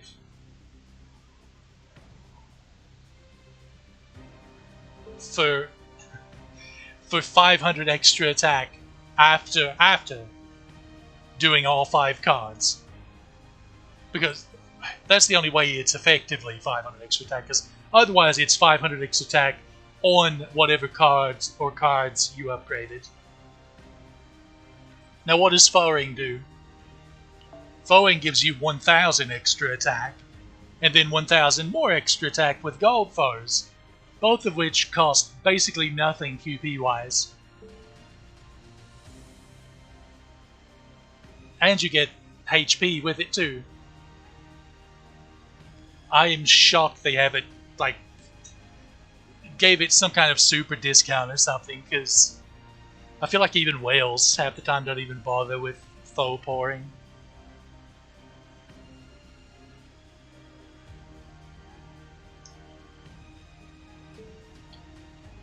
But then I'm still old man yelling at Cloud here. I still dislike the whole 120 thing.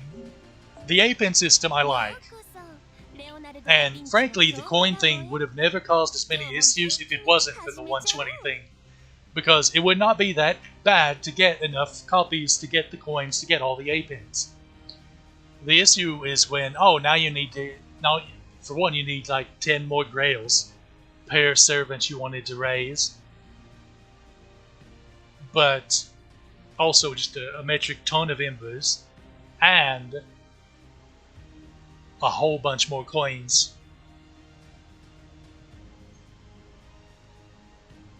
Oh, an Oberon fan, huh? I have thoughts. I have unpopular thoughts about Oberon, or Vortigern, quote unquote.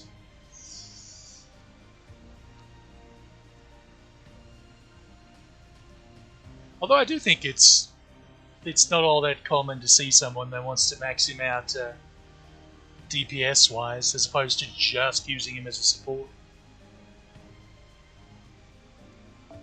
Keep getting distracted. It's supposed to be spewing embers everywhere, haphazardly.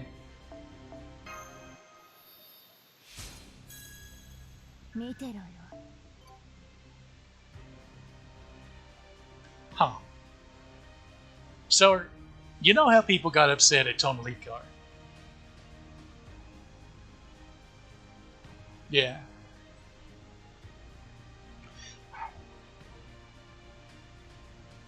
Is its damage all that decent though? Even at like high MP levels? Okay, before I get distracted. So, you know how people got upset at Tonalicar? And I... oh, getting a little... I need to take a swig of water.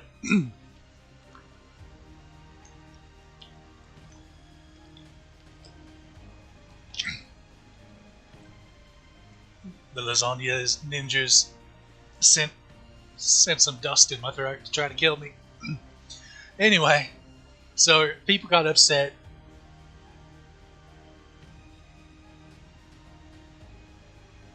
Yeah.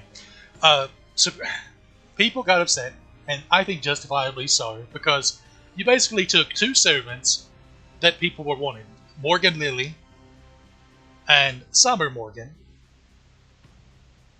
and you smushed them together. So instead of 2 servants that people were really clamoring for, that you instead got sort of a half-arsed version of one, of both of them smushed together.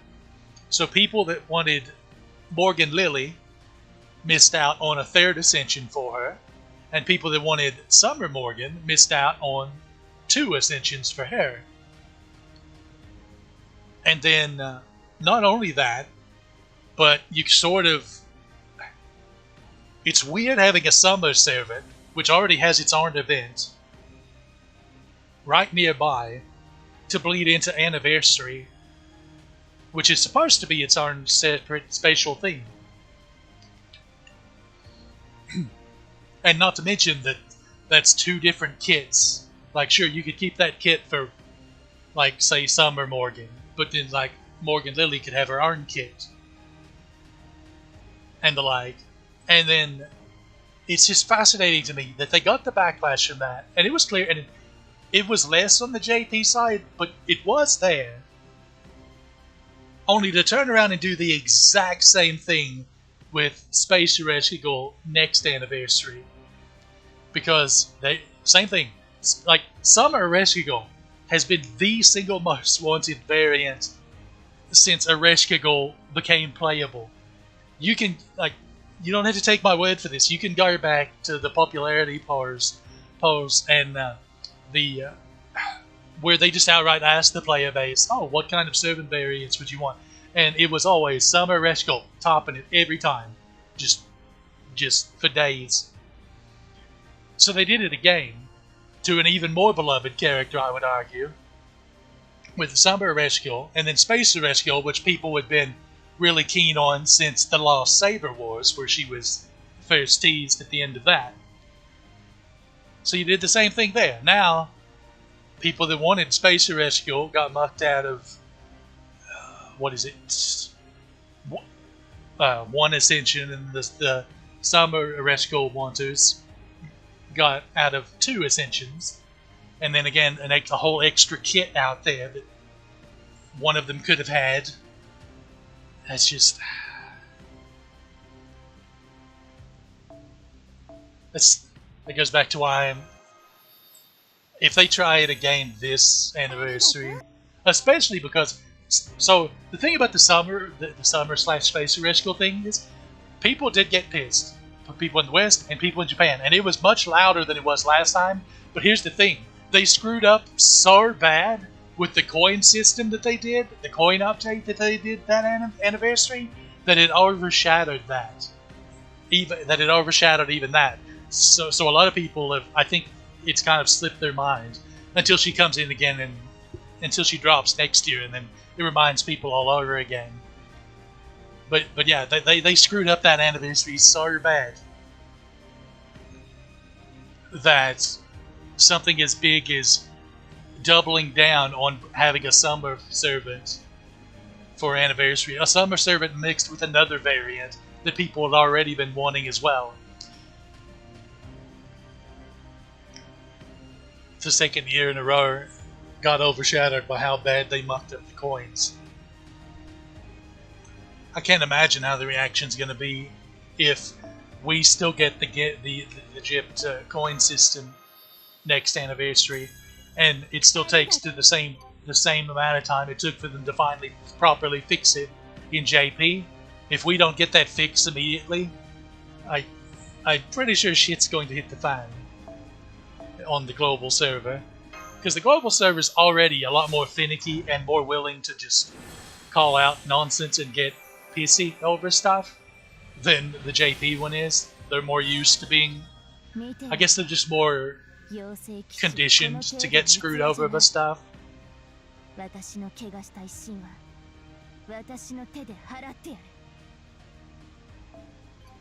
It also comes down to culture reasons, but the long and short of it is, it's like people are already like quitting left and right on global.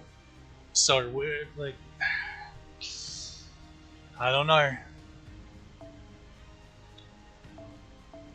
Things could quickly go the shape of the pear on them in global if they don't give us that early, because we didn't get anything early this anniversary. Well, no, we did. We got the update to the split 4-star rate up. We got that early, but nothing else. Because I was mentioning that earlier. I still hope, and I wish we would have got the Storm Pod update.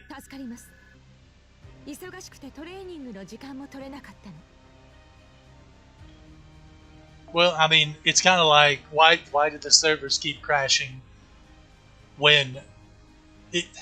Okay, banners that blew up so much that they would crash the servers in JP, we'll say, should give a heads up that, oh, maybe we should do something about the servers when that comes to global too, because it may do the same there. But it's like they don't pay attention to that kind of thing, because it, like even here, it's like, well, Melusine, what happened when she first came to global? Oh, she crashed the servers. And look, Melusine's back in summer variant. What did she do? She crashed the servers.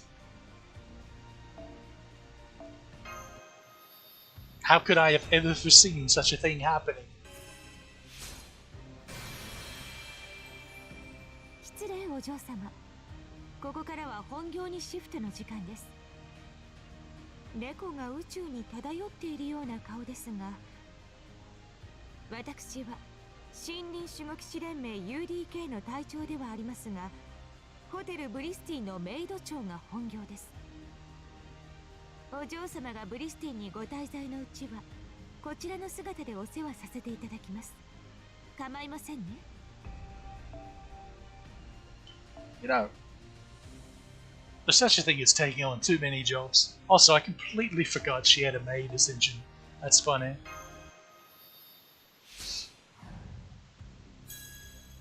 不具合、不自由なことがあれば、私にお言いつけください。泣き言含め、容赦なく改善いたします。She completely changes her speech pattern too with it. That's great. See, that's the kind of stuff where localizers could come in and, you know, that's how you can tell the translators slash localizers that are actually quality at their work, as few of them as there are, when they can properly convey that kind of thing, where, oh, speech pattern changed. Also, while we're peeving on them, here's one of my biggest ones: dropping the honorifics. Stop doing that. You know, the Chans, the Sans, the Kuns, the Samas, the Donors.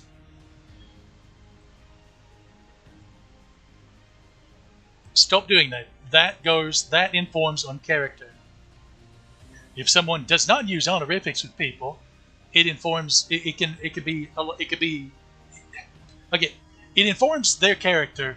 Like, oh, like, okay, Ichigo from Bleach. He does not use honorifics for very many characters whatsoever. Not only does he not, but he also will call them by their first name instead of their last name even. Just out the gate immediately.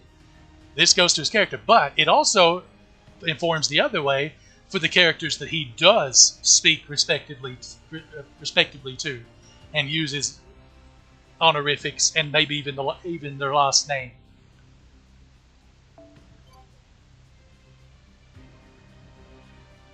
Like, that was a big heads up of how specially he treated Orihime, even from like day one. That he refers to her as her last name and with an honorific, but he does that with no one else that they're close to.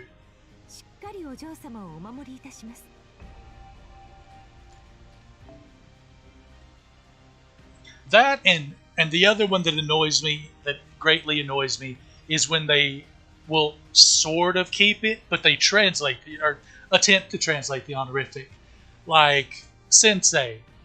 So instead of just having them say sensei, they change it to teacher, but it just doesn't work the same.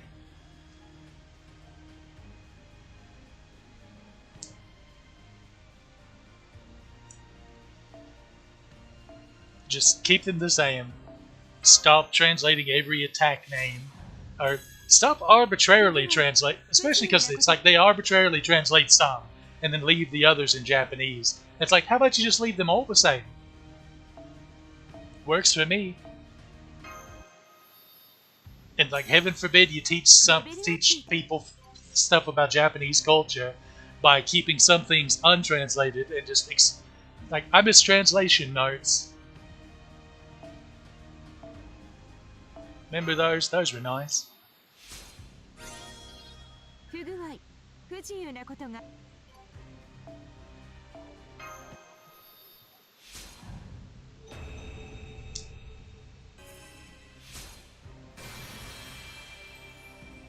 今回の遠征はあくまで騎士としての It's a Gundam. モルガン陛下の救助をするためでしたが、だからといって用意をおろそかにする私ではありません。これが水陸両用の新武装。モルガン陛下もマスターも動物たちも人間たちも年ごと丸ごとレスキューしてみせましょう。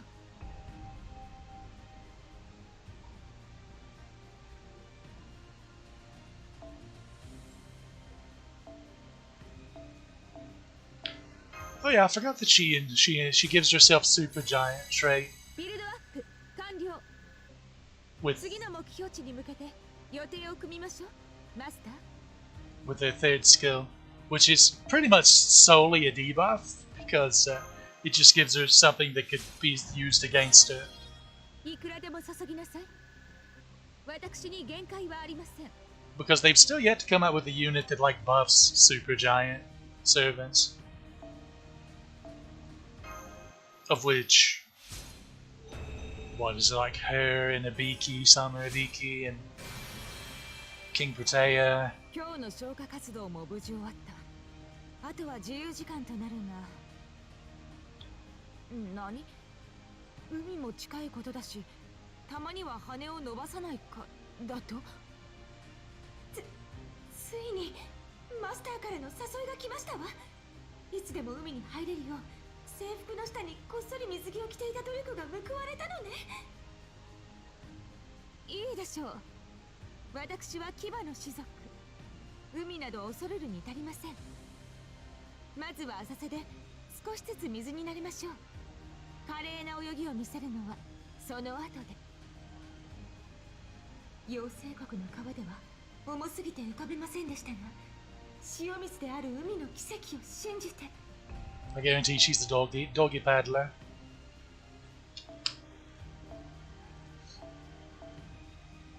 You let some poor bastard jump into the game without even warning them that it's hell they're walking いくらで into. も注ぎなさい。 Tisk tisk.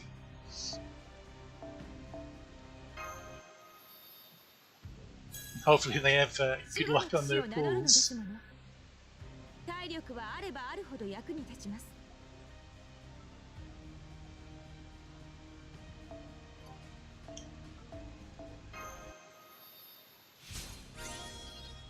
守護の騎士を名乗るのですもの。体力はあればあるほど役に立ちます。 I like how I didn't get any crits on the feeding embers until like the last bit there for Barghest.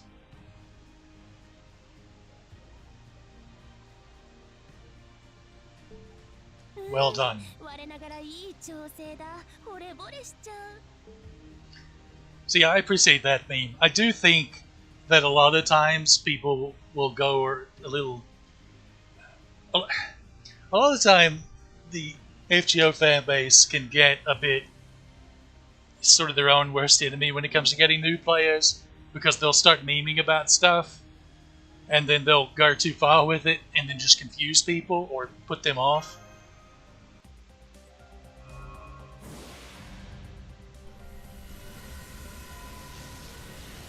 Okay, come on, Luxac. Well, MP7 for both of them, I guess.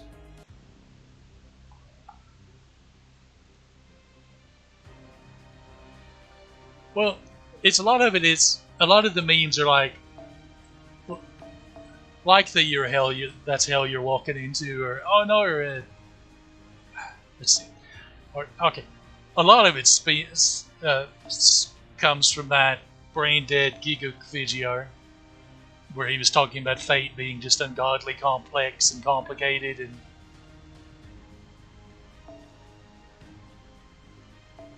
like those kind of memes and stuff that just puts people off from even bothering trying. You actually get that a little bit with Gundam too, where people can be bad to confuse people by memeing about it.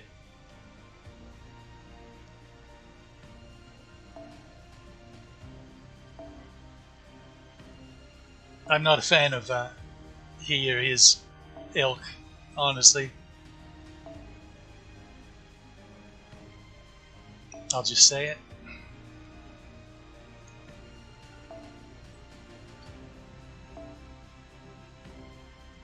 For all, they're effectively tourists that just spread nonsense.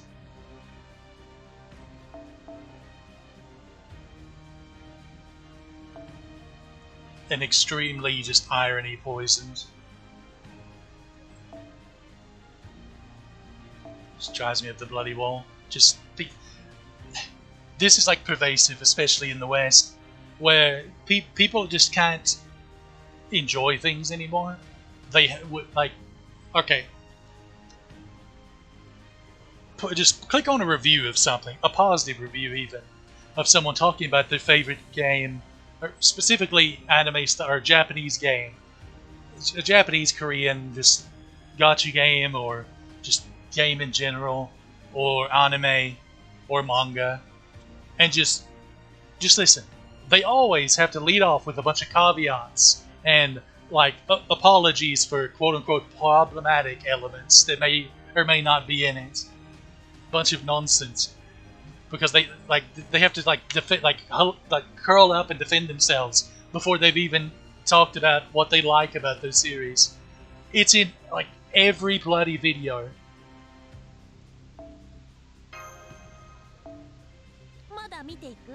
It's just, I hate it.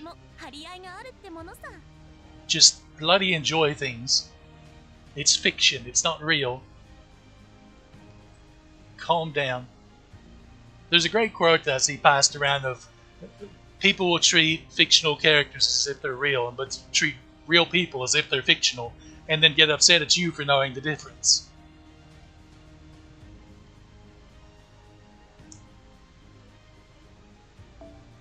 It's very true. What do I have that engraved in?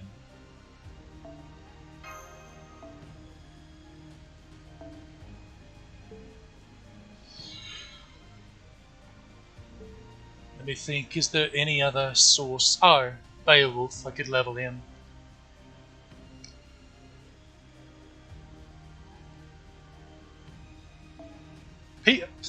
It starts with people worry about what other people think way too bloody much.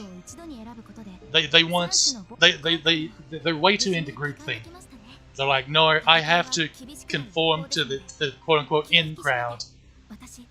I can't just sit here and enjoy my own things.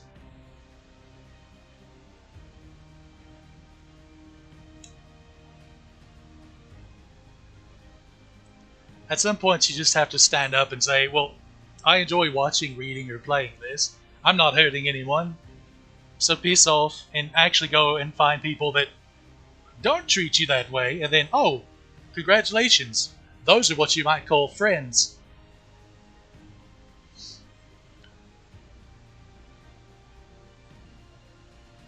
But I've like seen like two whole generations grow up in this kind of bubble, basically, of having to worry about these things. And it's like they don't even know how to enjoy things anymore, and it's terribly sad.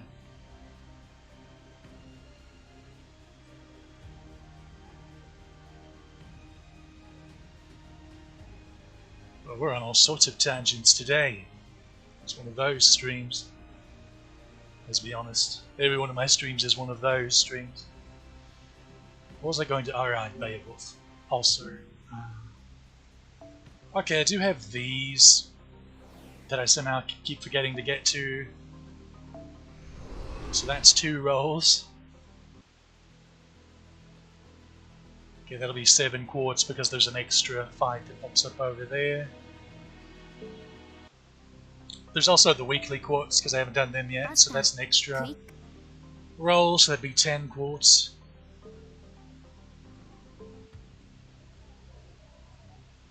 Do I have any... Oh.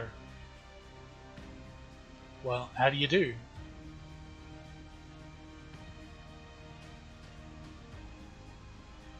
How do you do? Oh yeah, Tiger got a buff.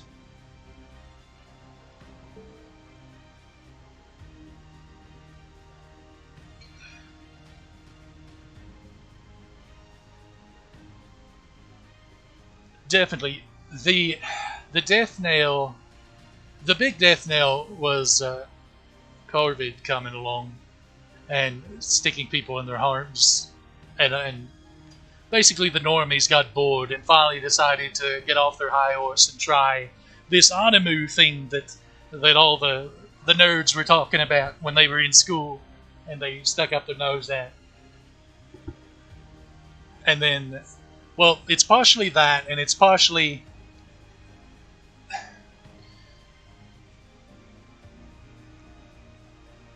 yeah. So it's partially that, and it's partially that it just started naturally growing more popular, like the right way, of people that genuinely enjoy it. So you had people coming in and like, oh, this is popular thing. I have to.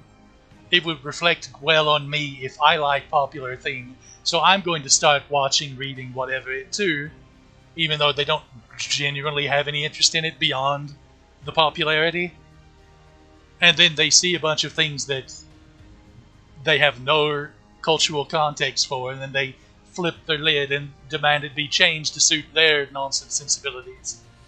You know, it's just the typical nonsense that you see that going on in pretty much any popular Western franchise. It's like, look what happened to Star Wars, look what happened to Marvel, look what happened to DC, look what happened to Star Trek. Just like we could go on. It just things getting destroyed left and right. Because, oh, this is popular thing, I must insert myself in it and change it the way I want it to be, even though I don't actually have an interest in supporting it or anything. But by golly, it's popular things, so I have to pretend to be about it. I'm sure you've seen a lot of the memes. Oh, Persona fan, number one Persona fan, excited to play Persona for the first time. You know, those types.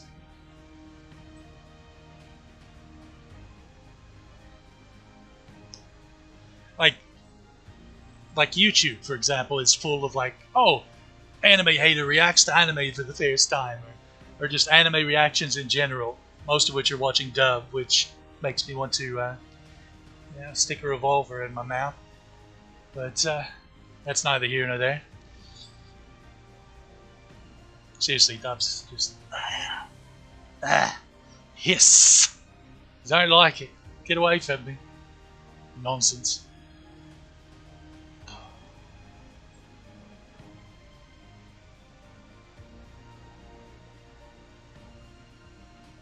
They pretty much don't exist. Like, I'll just come out and say it while I'm throwing hot takes out there that really shouldn't be all that hot take. But alas, I think a lot of the things that even anime fans that are like Western anime fans that are more closer to my age that would espouse, like for example, the Dragon Ball Z dub as being good, is purely nostalgia.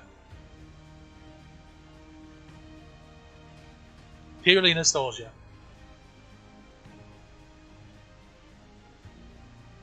Because if you go back and you watch that, like just watch it, or just how about you watch try the Japanese dub? Oh wow, Goku sounds completely different because we were fed a completely different character in the English dub than what he was supposed to be, which you could say for a lot of characters. Bye, girl. I mentioned Gundam earlier. That's a big one. Like the Gundam dubs. Holy cow. They tried to make Amuro into a completely different character.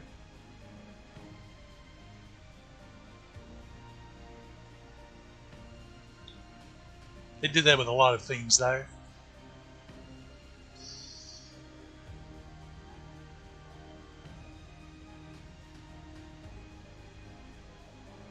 Honestly, I can't really trying my best to be objective about it, I cannot think of a dub that even remotely comes close to the sub.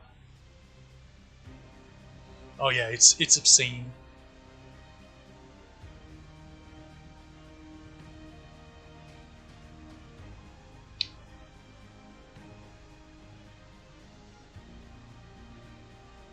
Dragon Ball's another thing that the memes like hurt it real bad. Which a lot of which is Team 4 Stars to blame for. Like, for as good as they did keeping it like alive in people's minds and hearts, they like gegooked it with the memes. Like, oh, the Goku's a terrible father, and he's always gone and abandoning Gohan and stuff. When you actually look at it, no. The only time he wasn't around and raising Gohan was when he was actually dead.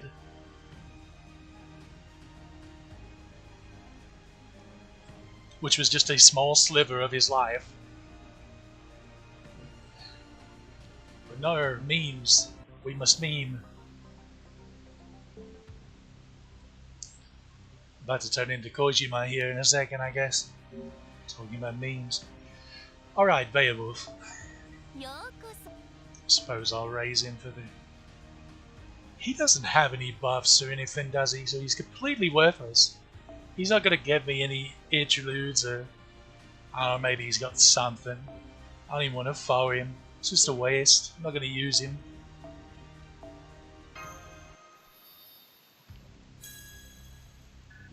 Wait, what are the other members?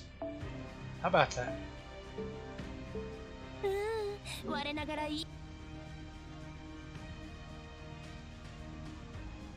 Science points maybe, yeah, might be. Teensy went. I wish I could click on the right thing. But yeah.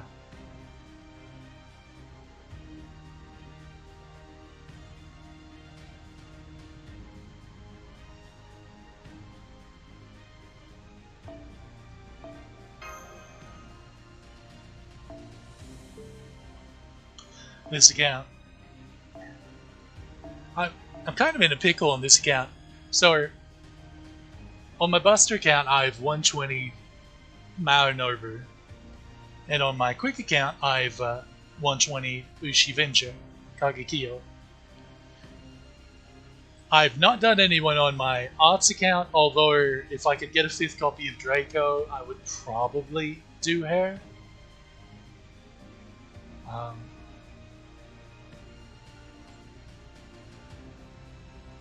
I'll have to sit down and think about the Arts account. Strangely, the Arts account feels like it's the account that I have the least servants that are really high on my I really like this servant list.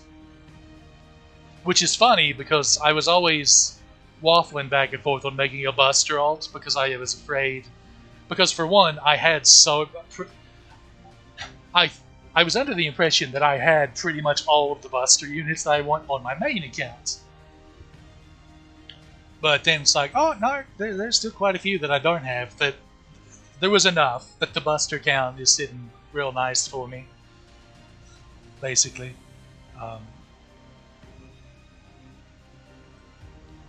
So going back to 120, but I've not 120 anything on my main account. So when I think of options,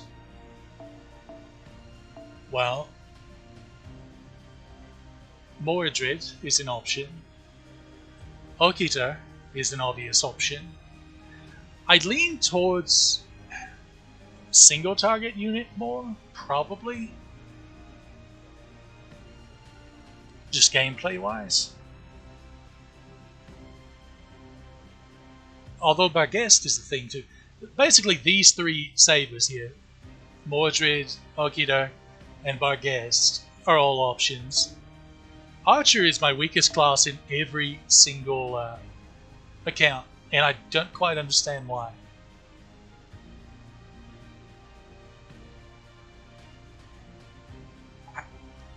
But just consistently, it's my weakest, especially single target Archer. Now, on this account, I've got both Banshee and Fujino and Jane. So this one's easily the strongest single target Archer account, like by far. Because my aunt's account has an MP1 Squirtoria who hits like a wet noodle at MP1. So and her skills kind of requires her being an MP2 plus, so she can have over 100% MP charge, so she can actually heal herself because she drains 10% MP gauge when she does it. But no, that's alright. That's alright. That's fine. And for the life of me, I cannot get another copy of it. I keep blitzing out. But Banshee, though, is really good. Fujino is arguably the best. No, she's the best single target saber archer. She is, just period. She's the best one. But Banshee, I would put second, though, especially when she gets her MP upgrade.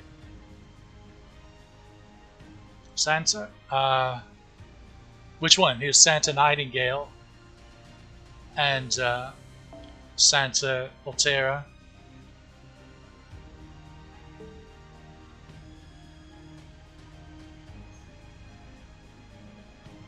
So, 2 Santas.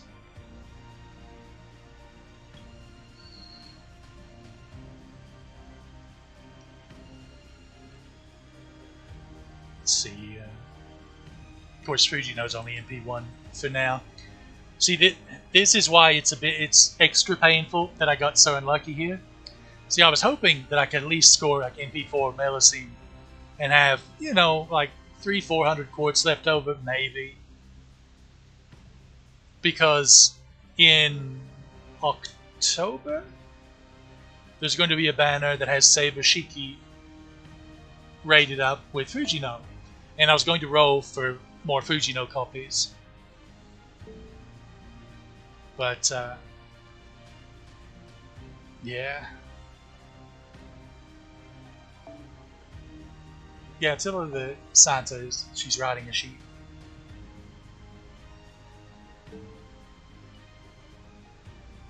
She even sometimes has a fake moustache. Cherry nose, stealing her drip, as the kids would say. I understand new age lingos.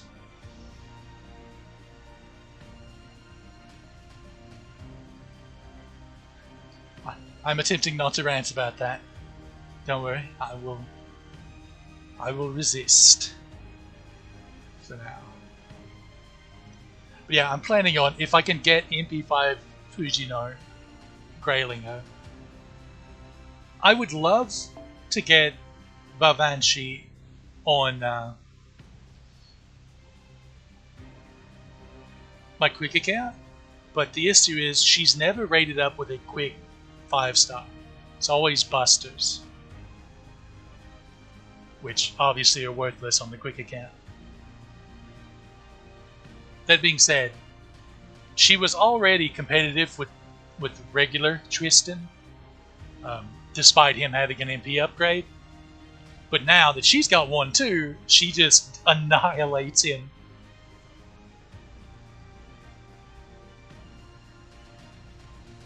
And my quick account has even MP2, so he doesn't quite cut it for me. Arts will be helped a bit when Kuro comes back, which I think will be in October, come to think of it.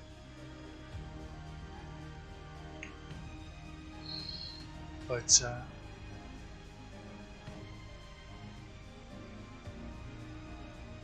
Jane is underrated, by the way. She's actually quite good. And especially if you give her... Okay. There's actually a neat little combo that I could do on this account, where you use her as a support for Calamity Jane.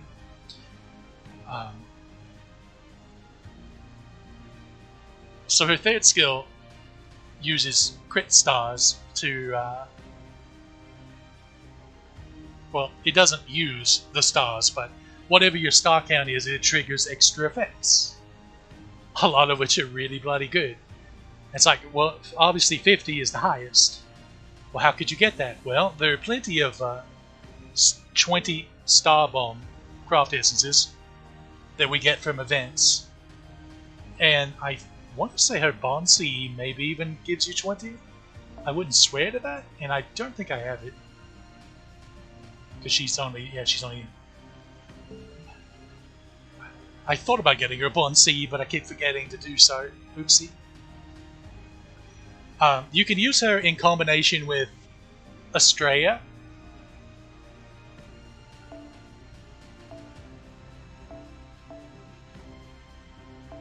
With this little lass here, who has a 30 Star Bomb on her mana burst. So 30 plus the 20 Star Bomb from Jane's CE, for example. And then there's your 50. You pop that third skill, and it gives you all of the buffs. All of them. So it's actually really good to set up like super solos for Estrella, who's already a really good solo servant because, well, she's a ruler, but she also gives herself 40% attack up and 30% defense up for 3 turns, 3 out of 5 turns. So she's already not taking much damage. But then you add in, let's see.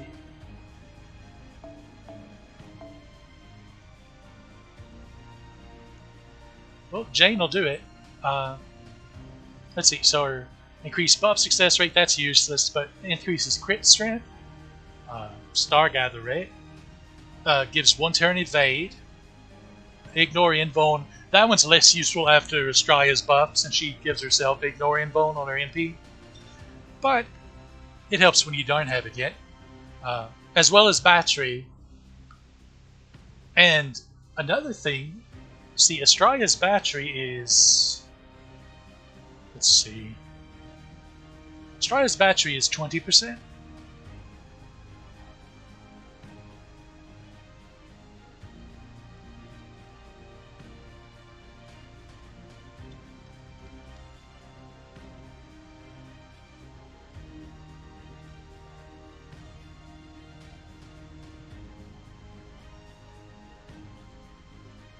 So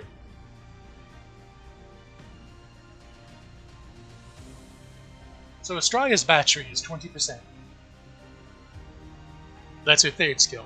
Now that will absorb, that will actually burn 5 crit stars away, but you can just use it after using Jane's stuff, and then you'd be at 45 instead of 50, which means you're probably going to crit, especially if you've got a quick card to lead off with. So you should be fine.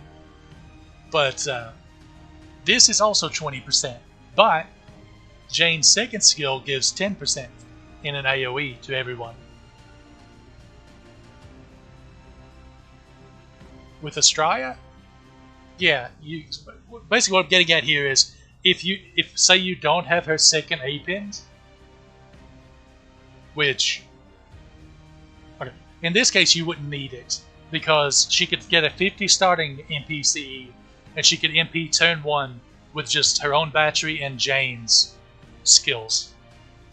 Because her own Battery is 20%, and then she'd get 10 from the second skill from Jane, and then 20 more from this skill, the third skill. So if you wanted to set up like super solos with Estrella, you would, I'll just try to show you the exact team you could use. Okay, so solos, you could slap. You would need Jane here. Here. This is a better way to show it. Okay. You would want Jane in the first slot. This is important. And then it would give her a star drop CE. So this one works. So that's 20 stars. And then you'd have ruler.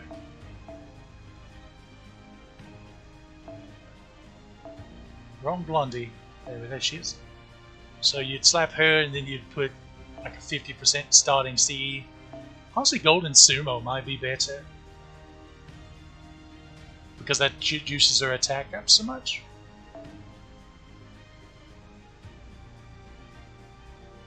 Nah, probably that. And then to set up the solo, you could take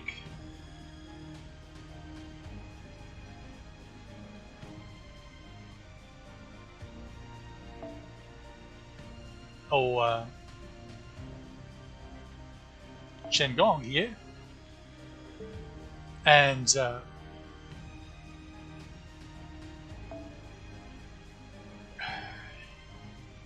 the idea is you'd want him to MP on turn 1. You'd want him to put his. You would want him to taunt himself. Well, okay, for one, you'd want level 1 him. I said level 1 him. Whatever. Let's pretend that's level 1. This is an esports version. Just pretend you didn't see. So he would taunt himself, and then he would MP, and that would kill her. And then he'd get eliminated by the enemy, hopefully. And then you've got your solo ready to go for Straya. And then, and obviously this is the Mystic code you'd want. Because you got the invuln, you got the cooldown down. Just good stuff all around, and she would just wreck the face. So yeah, this is how you'd set up a Super Australia solo. So really it would depend on getting someone on your friends list to like slap a kaleidoscope on Shen-Gong for you, and you'd have your own Jane, or your own Jane rather. It's fun, and Australia is really good. Australia is so good that they've had to make obscenely broken servants.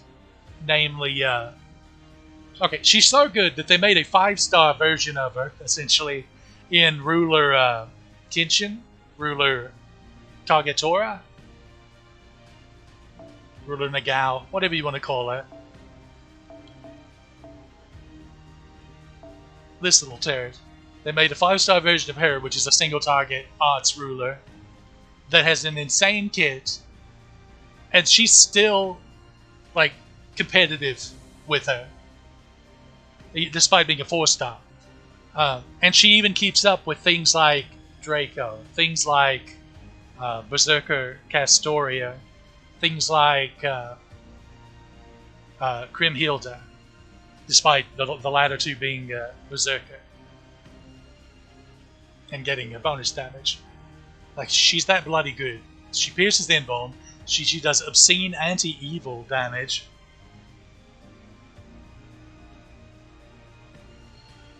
Well, the way they seem to do servant designs is they like to fulfill niches for different card colors and different rarity levels, which is why it's so awkward that they don't have a single target caster DPS in the 1 to 3 star range, because they botched Medea so badly, or a quick support down there. And things like that. So, for example, you basically have 2 single-target arts rulers, a 4-star and a 5-star, that both behave relatively similarly. And then you have Grimhilda as a 4-star single-target berserker that behaves similarly to the 5-star single-target arts berserker Castoria, Summer Castoria. And then I'm trying to think. It's kind of like... Oh, here's an example. It's like you have Artemis. Who is Artemis? We have Artemis on this account, don't we? Oh, there she is. She's a snake. She would have hit me. So you've got Artemis here as anti-mail damage. Single target anti-mail arts archer. Who's that sound like? That's just a premium version of Uriel. In fact, Uriel's better than her, because I think her scaling's higher. on the anti-mail damage. I believe it comes out higher. It's just... So effectively she's one of the most useless 5-stars in the game, funnily enough. Because Uriel has the charm, and let's see, I don't think Artemis charms. She does have an upgraded MP, but so does Uriel. Oh yeah, her special attack mail comes from... Yeah, she's just worse Uriel, which is funny because she's like 2 stars ahead of her. Because for one, Artemis's anti-mail comes from a skill, so, and it's 1 turn only, whereas Uriel's is just every time she MPs, she's going to get it. And Uriel can charm on both her skill and her MP.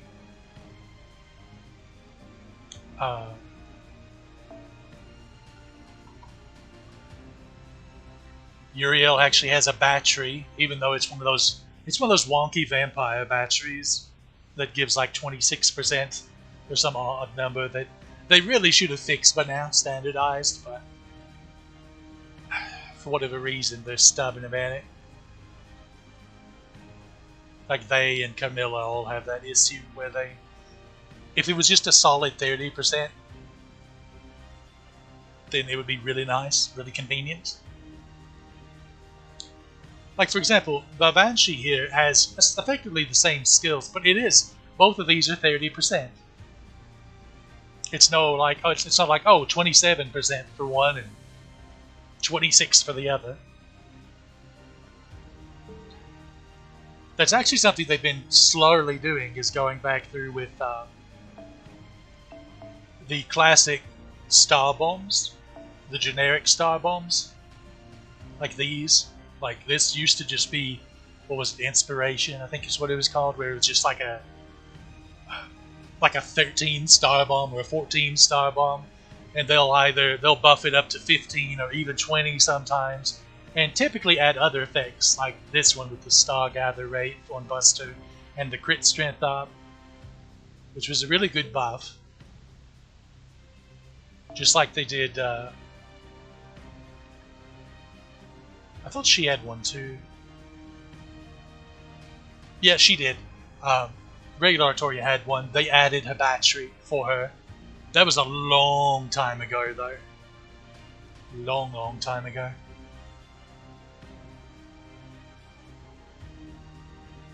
Can't believe she spooked me 3 times.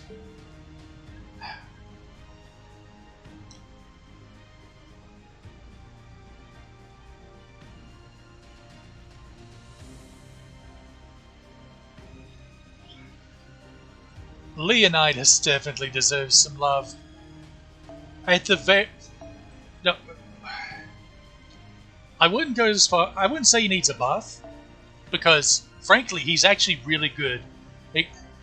This account doesn't have to use him very much because I have so much other nonsense to use. But like on the Buster account, I use him fairly decently. He's really bloody good.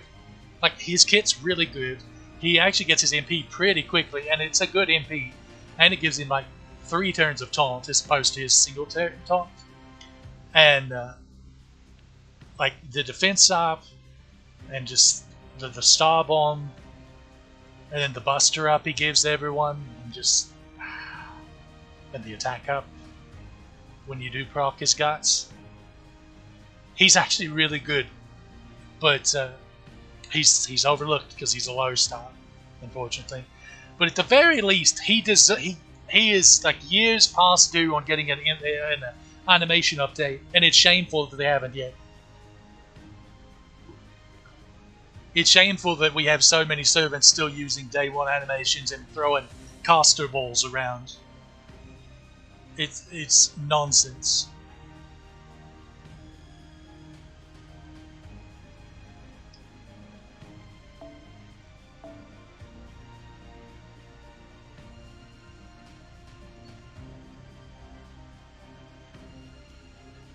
Gareth? Yeah.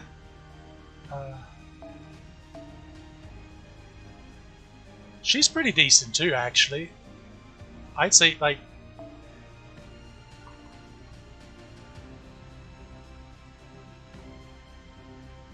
Like she's really solid. Like you could grail her up and she could be just a perfectly fine single target lancer for you. Like she would do really well. See, this is why bronze foes, because I like fed her a bunch of foes, and I remember feeding her a bunch of foes, but they were bronze foes, which is why she's got weird. And so I was under the impression, oh, she was done, but no. That's gonna bug me until I fix it. Now, really the thing that hurts Gareth the most is Ku is so obscene. Both versions of Ku are so obscene that when you take a single target lancer that's 3-star or under, and you're not doing like a special gimmick account, like one of my alt accounts, they'll just use him.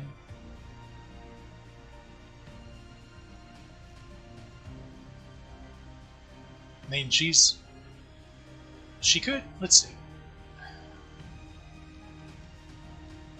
I keep feeling like she got a second buff. Did she? No. What she needs is the same thing.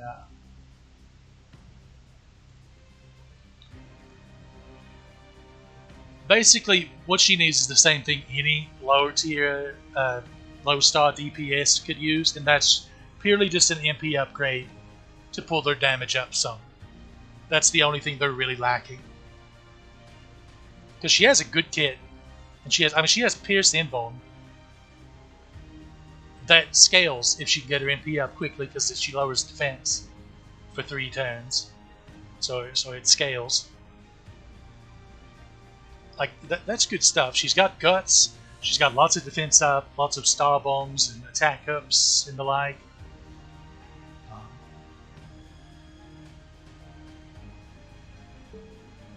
So yeah, she just had just even a generic MP upgrade that just gave her damage up, like back in the day, the old school ones. She'd be golden. Like, I want that for Tiger too. Tiger needs love. She's another one that's really underrated. She actually, this buff is really good for one, because it lowered the cooldown on her first skill to closer to what it should have been. Najah. Fun fact about Najah. Najah was my first real 4-star. I say real in that when I first got her, I had 2 4-stars to my name. That was the Tomacat, that was my starter servant, so the starter role, and Assassin Shiki from who was welfare from the Garden of Sinners event. And then I rolled on one of the banners. I don't remember who the 5-star was. Oh, I think it was Anastasia. It was Anastasia with Atlanta Altar, because I wanted Atlanta Altar, and I got double spooks. I got spooked by Najah and I got spooked by Nightingale. So those were my first. So Nightingale was my first 5-star, and Najah was my first real 4-star, and both of them were spooks. Yeah, you'd be just fine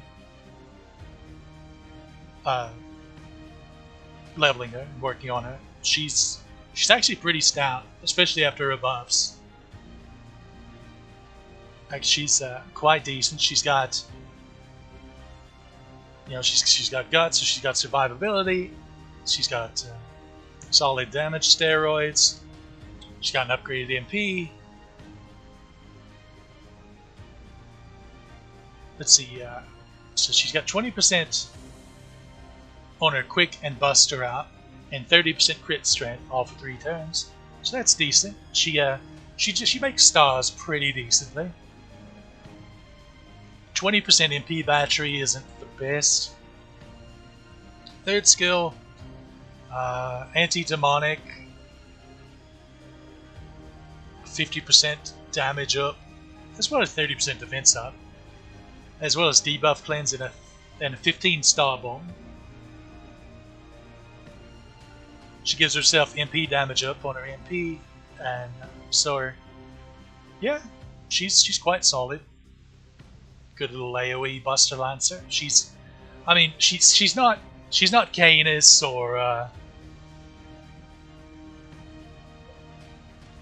Romulus or 5-star Romulus, Roma, or Melusine, obviously, but she's perfectly serviceable. Since she's got a 20% battery, unfortunately, she's not a looper though. But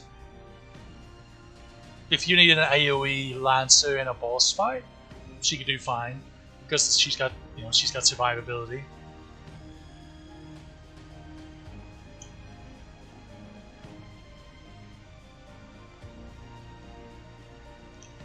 So yeah, if they gave her a buff, I would buff her battery to 30% at minimum, and that would make her able to double Koyanskaya over it. Well, yeah, in combination with the 5th A pin that we'll get, it would.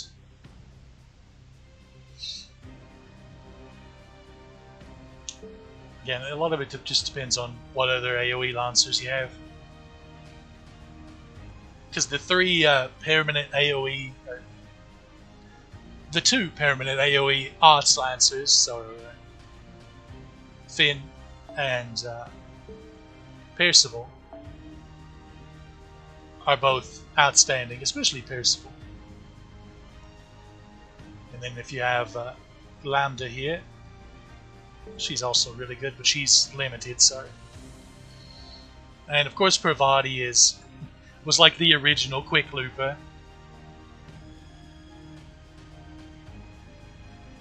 Like she's a really early days servant and has not gotten a single buff, but is still,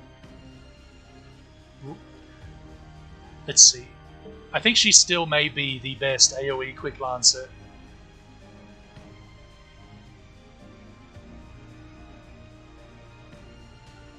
Ah, Artoria Lancer.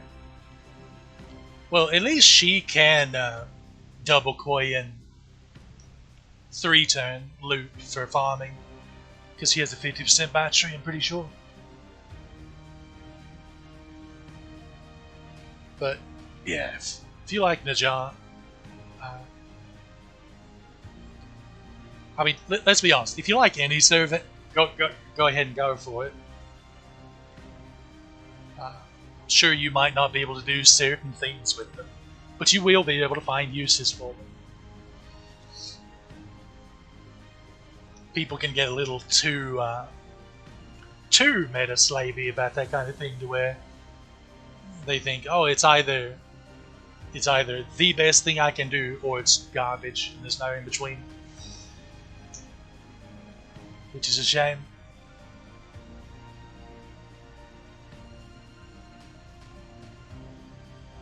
What got us on this? Oh yes, I was talking about 120 targets. So I have 3 potential sabers,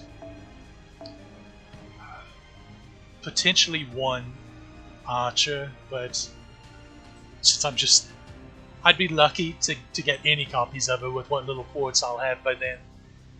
There's no way I'm going to get enough copies of it to do something like 120. But if I could, she would be an option. And then 3 lancers, because I need to get a 5th copy of this Melusine as well. But eventually.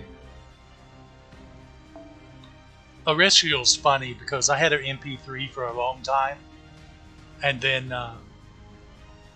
I kind of YOLO'd twice on random raid ups she got, and just like, oh, I'll just throw 10 tickets, and then the first ticket on both times I got a copy of it.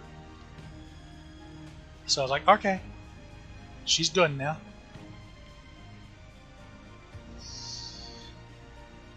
she's a good one now. She is outstanding. She is extremely survivable. She's an amazing solo servant. She hits really hard with her upgraded MP.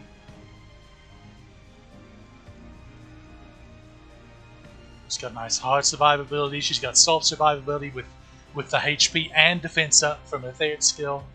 Her damage scales thanks to the attack up she gets every time she impedes, combined with her third skill. Her cooldowns are manageable.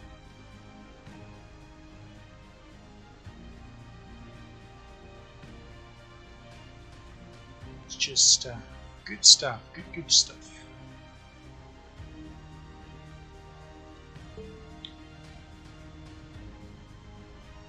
And you can 3-turn farm with her just like you can 3-turn farm with Melusine for a Buster Lancer.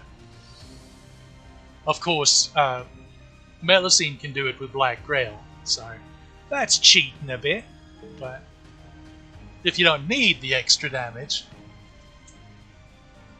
then you'll be okay. And Skaha,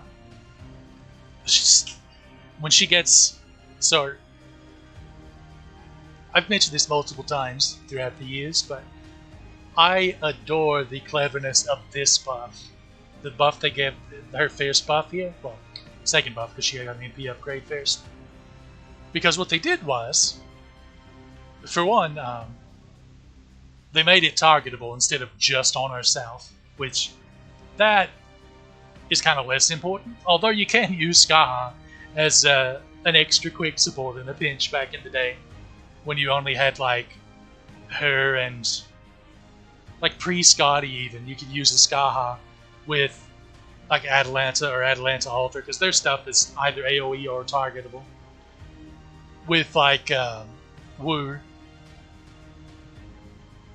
to be your squint quick supports. But anyway, so the issues she's had was basically her first skill. Most of its benefits are chance-based. So otherwise, it's just an evade, which is fine, but it does suck to miss the other stuff.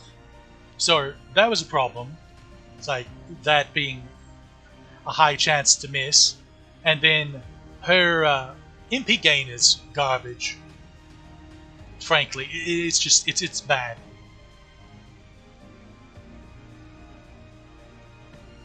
It really is a shame, but it just is. Like, I like her a lot, but her MP gain is atrocious. So she needed a battery. They gave her a battery. They also gave her buff success up, which guarantees her first skill. So basically, one buff fixed 2 of her skills. Well, 2 of her problems. They fixed this skill not being guaranteed, and then they fixed, well, they helped her MP gain problem by giving her a battery to help her get to her MP. And now, eventually she's going to get another skill buff that's just as obscene as that one is. That, let's see. Let me actually look it up properly so that just completely...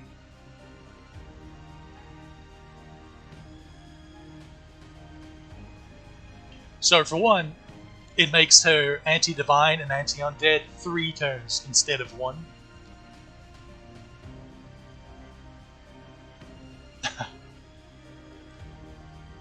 What MP levels? Yeah.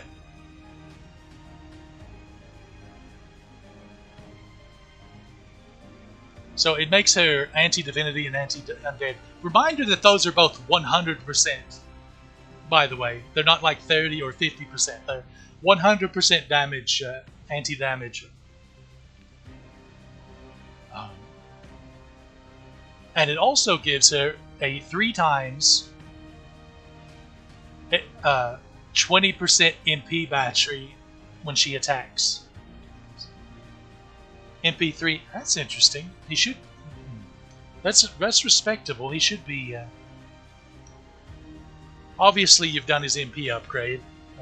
I'm not going to insult your intelligence by asking you if you had or not. But... oh.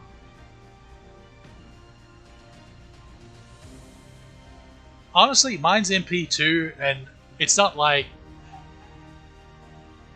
Yeah. I guess his damage does leave some to be desired.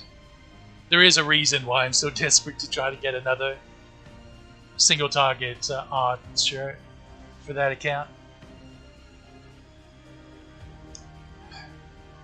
It may just be because other single target archers are just so strong, and for some reason single target quick, or I don't know. Incidentally, there is still no 5-star single target quick archer, I'm pretty sure. Come to think of it. But yeah, the buff to her third skill fixes her, because she does obscene damage when these are up, and that makes them 3 turns each, so that keeps her damage being obscene, and it completely fixes any MP gain issues she has by giving her essentially an extended 60% battery.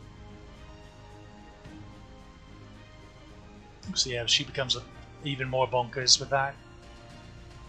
Plus she stuns really consistently with her MP, so Ska's really great.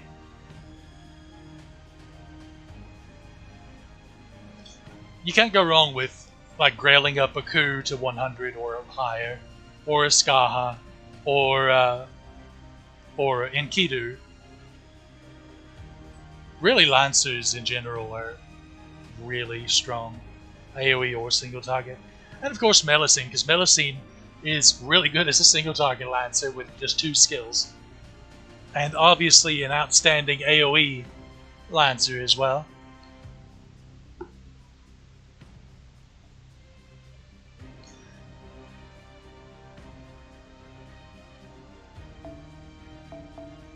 Rider, I don't really have anything that I'd be interested in 120ing.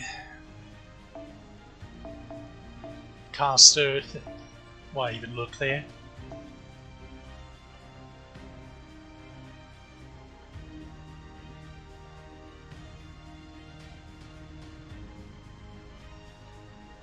Oh, Ska? Yeah, Assassin Ska though is not spectacular, unfortunately.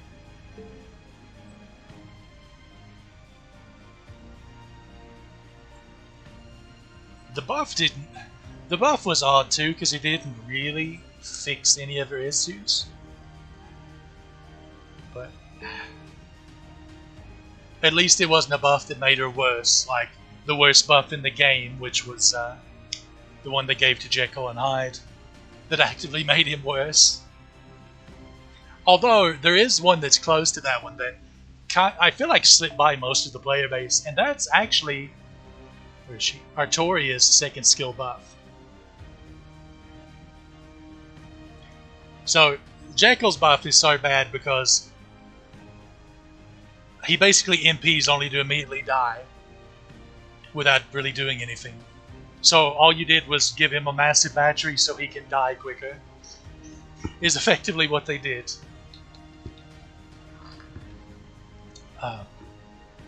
But Artoria's second skill buff, where she, specifically it's this part, to change all command cards to Buster.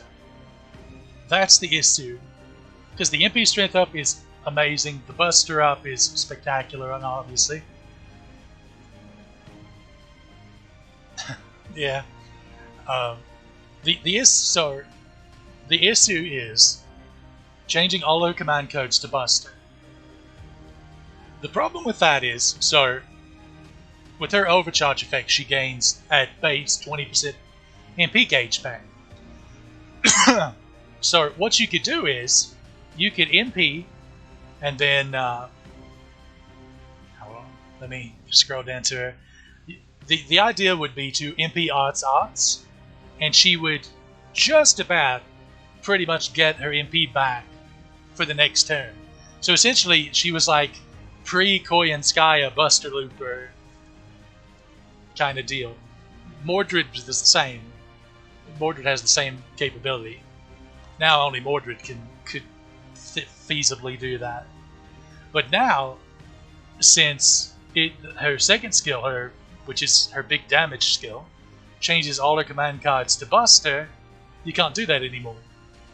So now you have to rely on purely batteries to get her MP back quickly after that. So it's one of those where it's both it's both good and bad at the same time, depending completely on situations.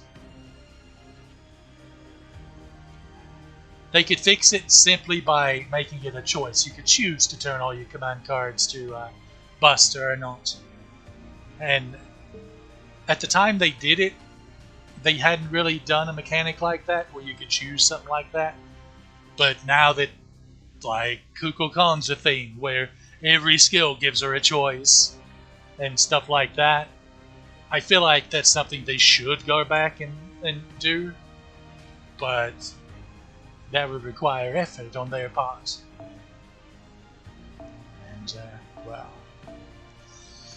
nothing really 120able here either.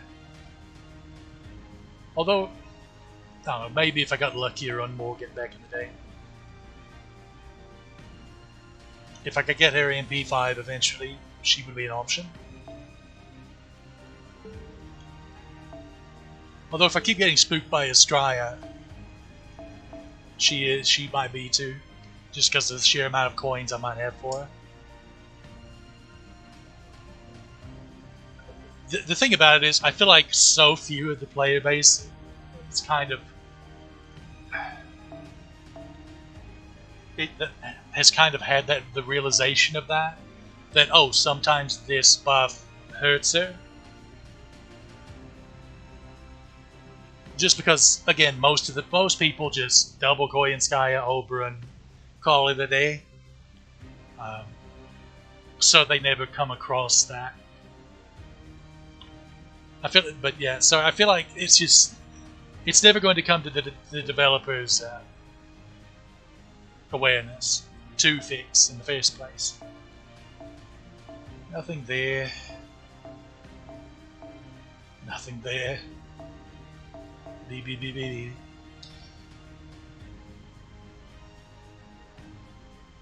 Met Lilith is an option if I can actually get copies of her. Incidentally, rolling for her was the kickoff of my year and like 8 months of horrid luck. That honestly I think is continuing because, well, not horrid luck. Basically horrid to average. Because today's was definitely on the bad luck side. Because on average I should have gotten MP4. I keep saying average. So if you basically look at the rates, the rolls, on average you will get a 5-star servant with every 340 Saint Quartz you spend. Is effectively the average. That's what I keep meaning by average.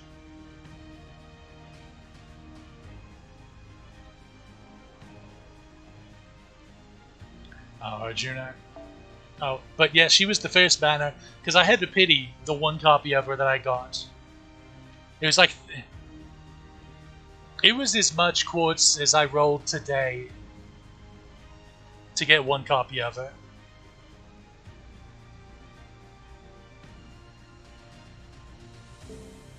You want to know how bad the luck's been? So I've been spooked by 5 stars it's 25 or 26 times at this point in that time period. And I've hit pity 9 times. 9.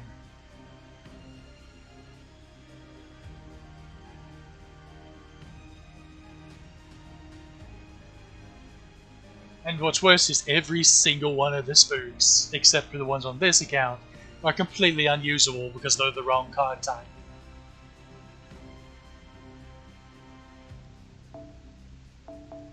I am cry.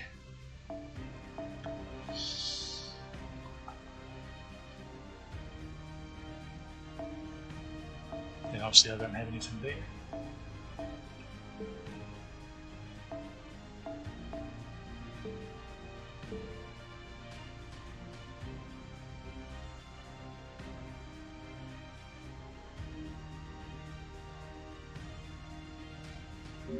I'm going to finally level Beowulf so I can get one more hopeful roll. Alright, thanks for watching, hope you enjoyed. I hope everyone out there rolling has better luck than I have. I'll honestly should be going and mending anyway, because the rolls are long since over. After this, of course. What am I looking for? Beowulf.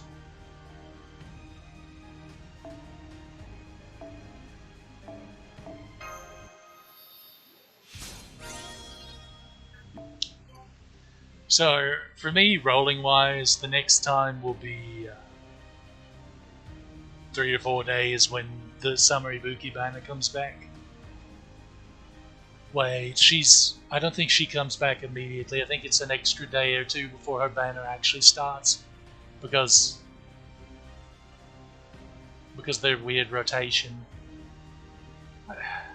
It's annoying.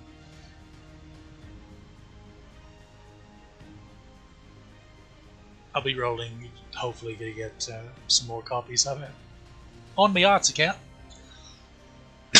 But I probably won't stream it because it's not going to be a great amount of rolls, unfortunately. Because I don't have all that much quartz.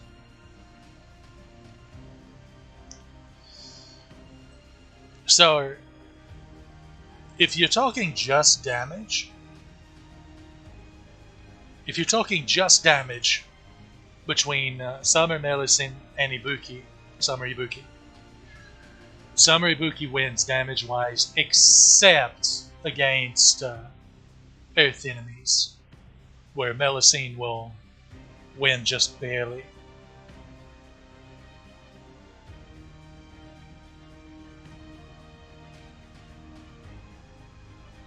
But again, Summer Melusine is so obscene that she can loop on 111 nodes, so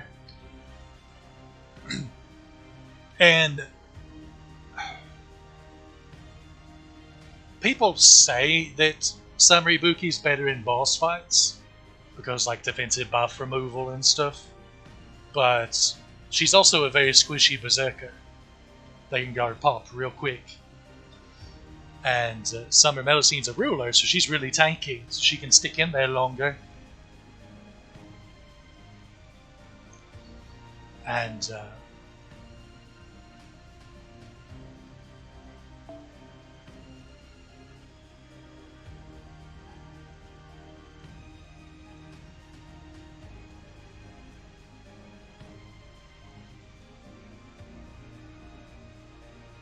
yeah, she doesn't have her invuln pierce anymore. I didn't think she did. That is definitely... I wish they would have kept that, but I guess she's already so bloody good.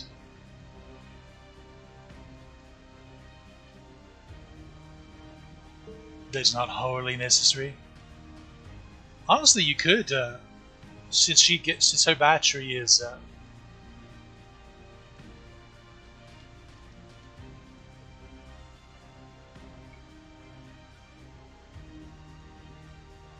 80%. So if you get her A pin 2, she's basically K-scoped. You can actually give her a non-starting chart CE like Painting Summer.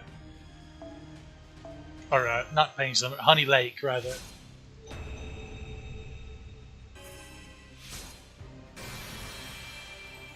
Hey, he's red now.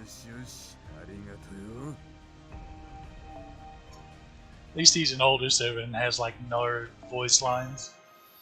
So we can get through that quickly.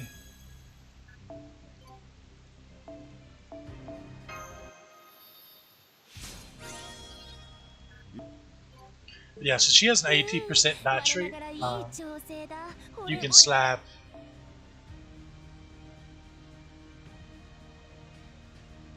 Why are these up here?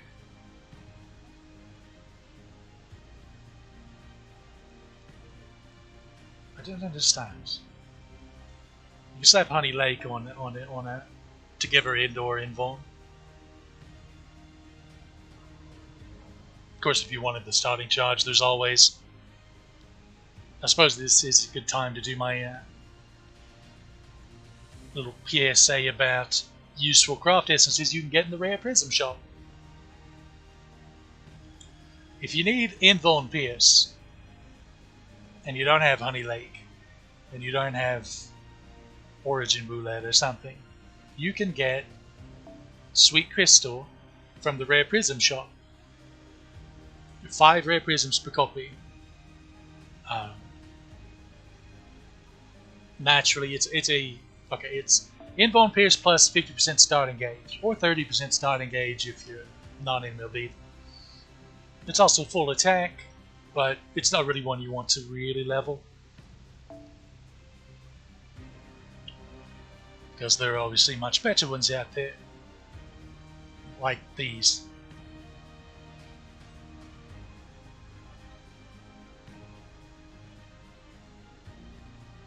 There's your Arts Looper. Quick look. This is something we need. We need more full attack, quick start engage CEs. They just refuse. Since this one, it's been mixed all the time. It's bloody annoying. There's Buster. The funny thing is, since Oberon's a thing, cranking is actually better. Where's cranking at? Yeah, this one. This one is actually the best Buster starting gauge CE now because of Oberon, because it gives you more MP strength up in exchange for 2% of Buster up. So I'm working on 100ing it, getting it to 100 next. Of course, this Black Grail. K-Scope, not so much 100ing because you don't need Super Scope anymore, thanks to Tape Into. Golden Sumo works for any card type and is one of the few ways that you can actually increase the damage of your extra attack, since attack up affects that. Really good CE. And this one is the best, currently the best. Also, yeah, I don't see anything. I don't see how you would outdo it. It's the best gut CE because it's full attack, it's 20% MP strength up, just good stuff all around. Maybe full attack and like 20% attack up or something could beat it. It would take that. But either way, good stuff. Good stuff. This craft essence is really good for your Buster buffing needs, and we're going to be getting it in the Evocation shop in October. I think October. So be on the lookout for that.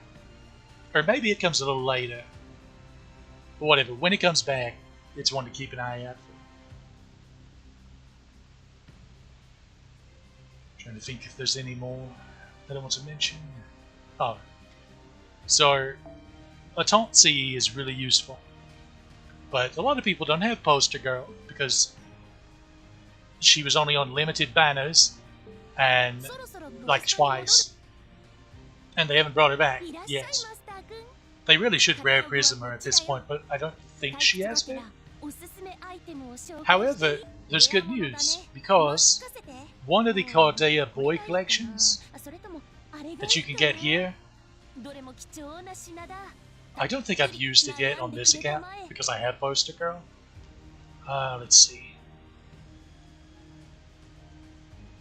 Which one is it? Oh, this one's also another good one, Fondant on Chocolat, because it's anti-divine damage. It goes up to, it's 30% anti-divine damage when MLB, that's starting gauge. There are a lot of divine enemies, so that can be really good, but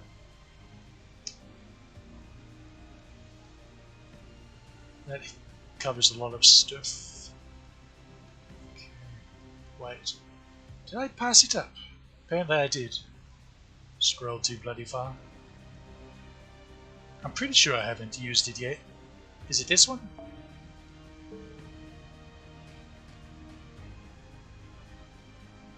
I think so, I think that's it.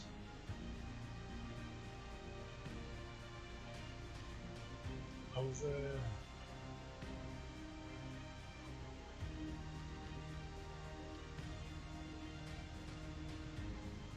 Hold on, let me pull up the rare prism shop at the tent too.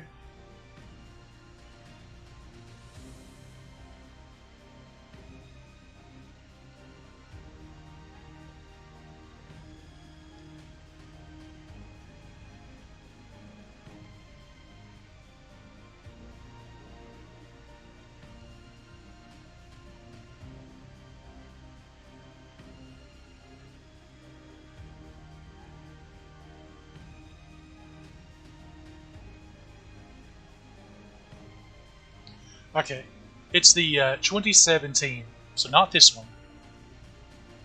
Wait.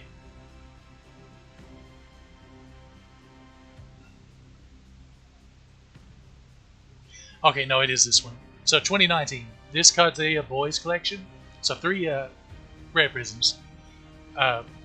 You do this, and then you trade for a CE called Outrage, and it's a 1-turn taunt. So it can be really useful if you have a servant that you need to use the skills for and then kill off really quickly in like a boss fight.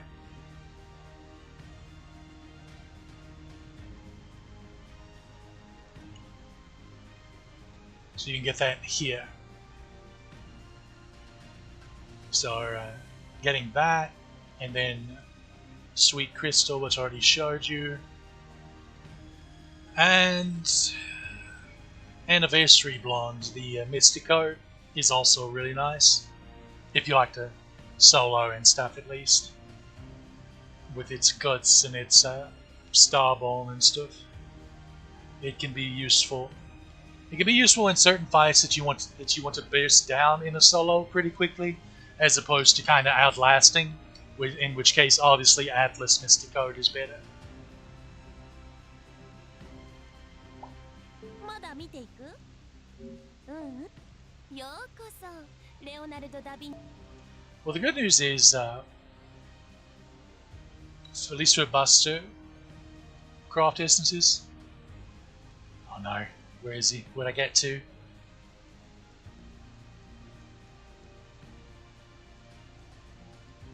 Should be down here. Luckily he's gold, so he'll stand out. There he is. Aerial Drive will be in the Rare Prism shop eventually, so you can be able to get it there. Cranking, unfortunately, the event for it's already passed. It was fairly recent though, so you might have been already playing by then.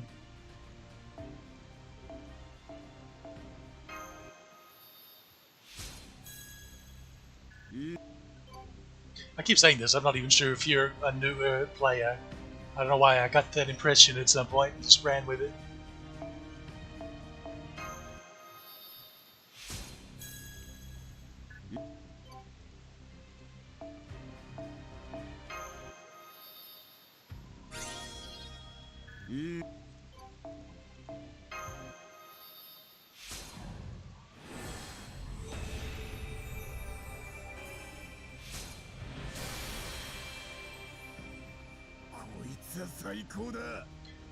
This reminds me of the nonsense censorship they did with the Neo Altar.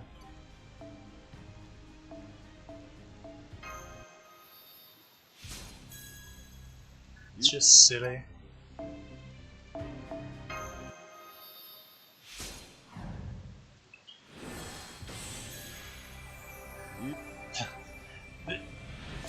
The other thing that's been painful with the shop update for me has been the fact that it's taken them so long, because they only just added it in JP, which was the Tamamo command code, the good wife wise fox. that the heal boost command code. They only just now finally added it to the shop in JP, and it drives me up the bloody wall because so many solo servants that command code is really good on, like Lakshmi Bai. It's really good on Lakshmi Bai. It's really great on Barghest. Now I have it on the main account, so he does have a rank up. So okay, you're a little less useless than I thought. Ah, bugger! I'm going to need more. I'm just going to grab it out of the present box.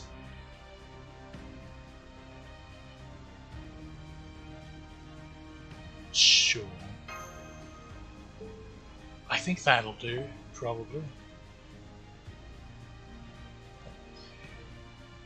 I just wish he had at least one ascension where he was more proper barbaric Beowulf. Then I'd be... oh, then I wouldn't mind. But it's just like 3 modern get-up outfits, and it's like, why? Just like Sigurd and just like Tell and some others.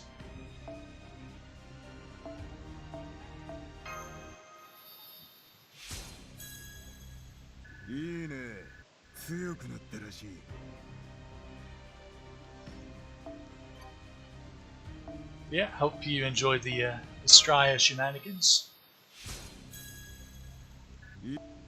And thanks for watching.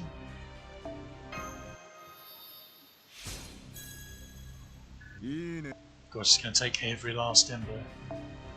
No crits for this lad.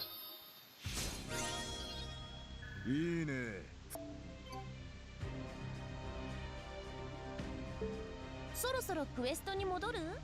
いいよ。その代わり戻って。 Good day, mate. 5 summons to bonus. Well, I can get to that eventually, but it'd be nice to not need it. Well, it wasn't the Mafu Tofu. Went far off, though.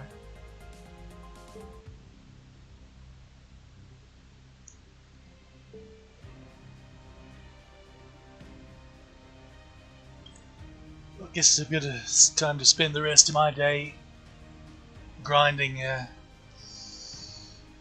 rank ups, and I suppose these, I'll do those last because they're the most tedious. What is this? I'm surprised my Berserker is that low. Oh, that's Ascend. Okay, I guess I could see that.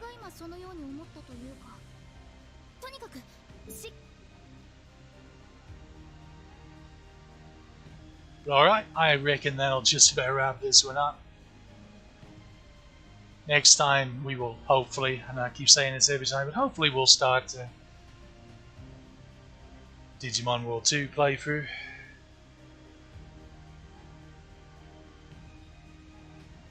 Hopefully we have better luck there. But till then, take care and see you around.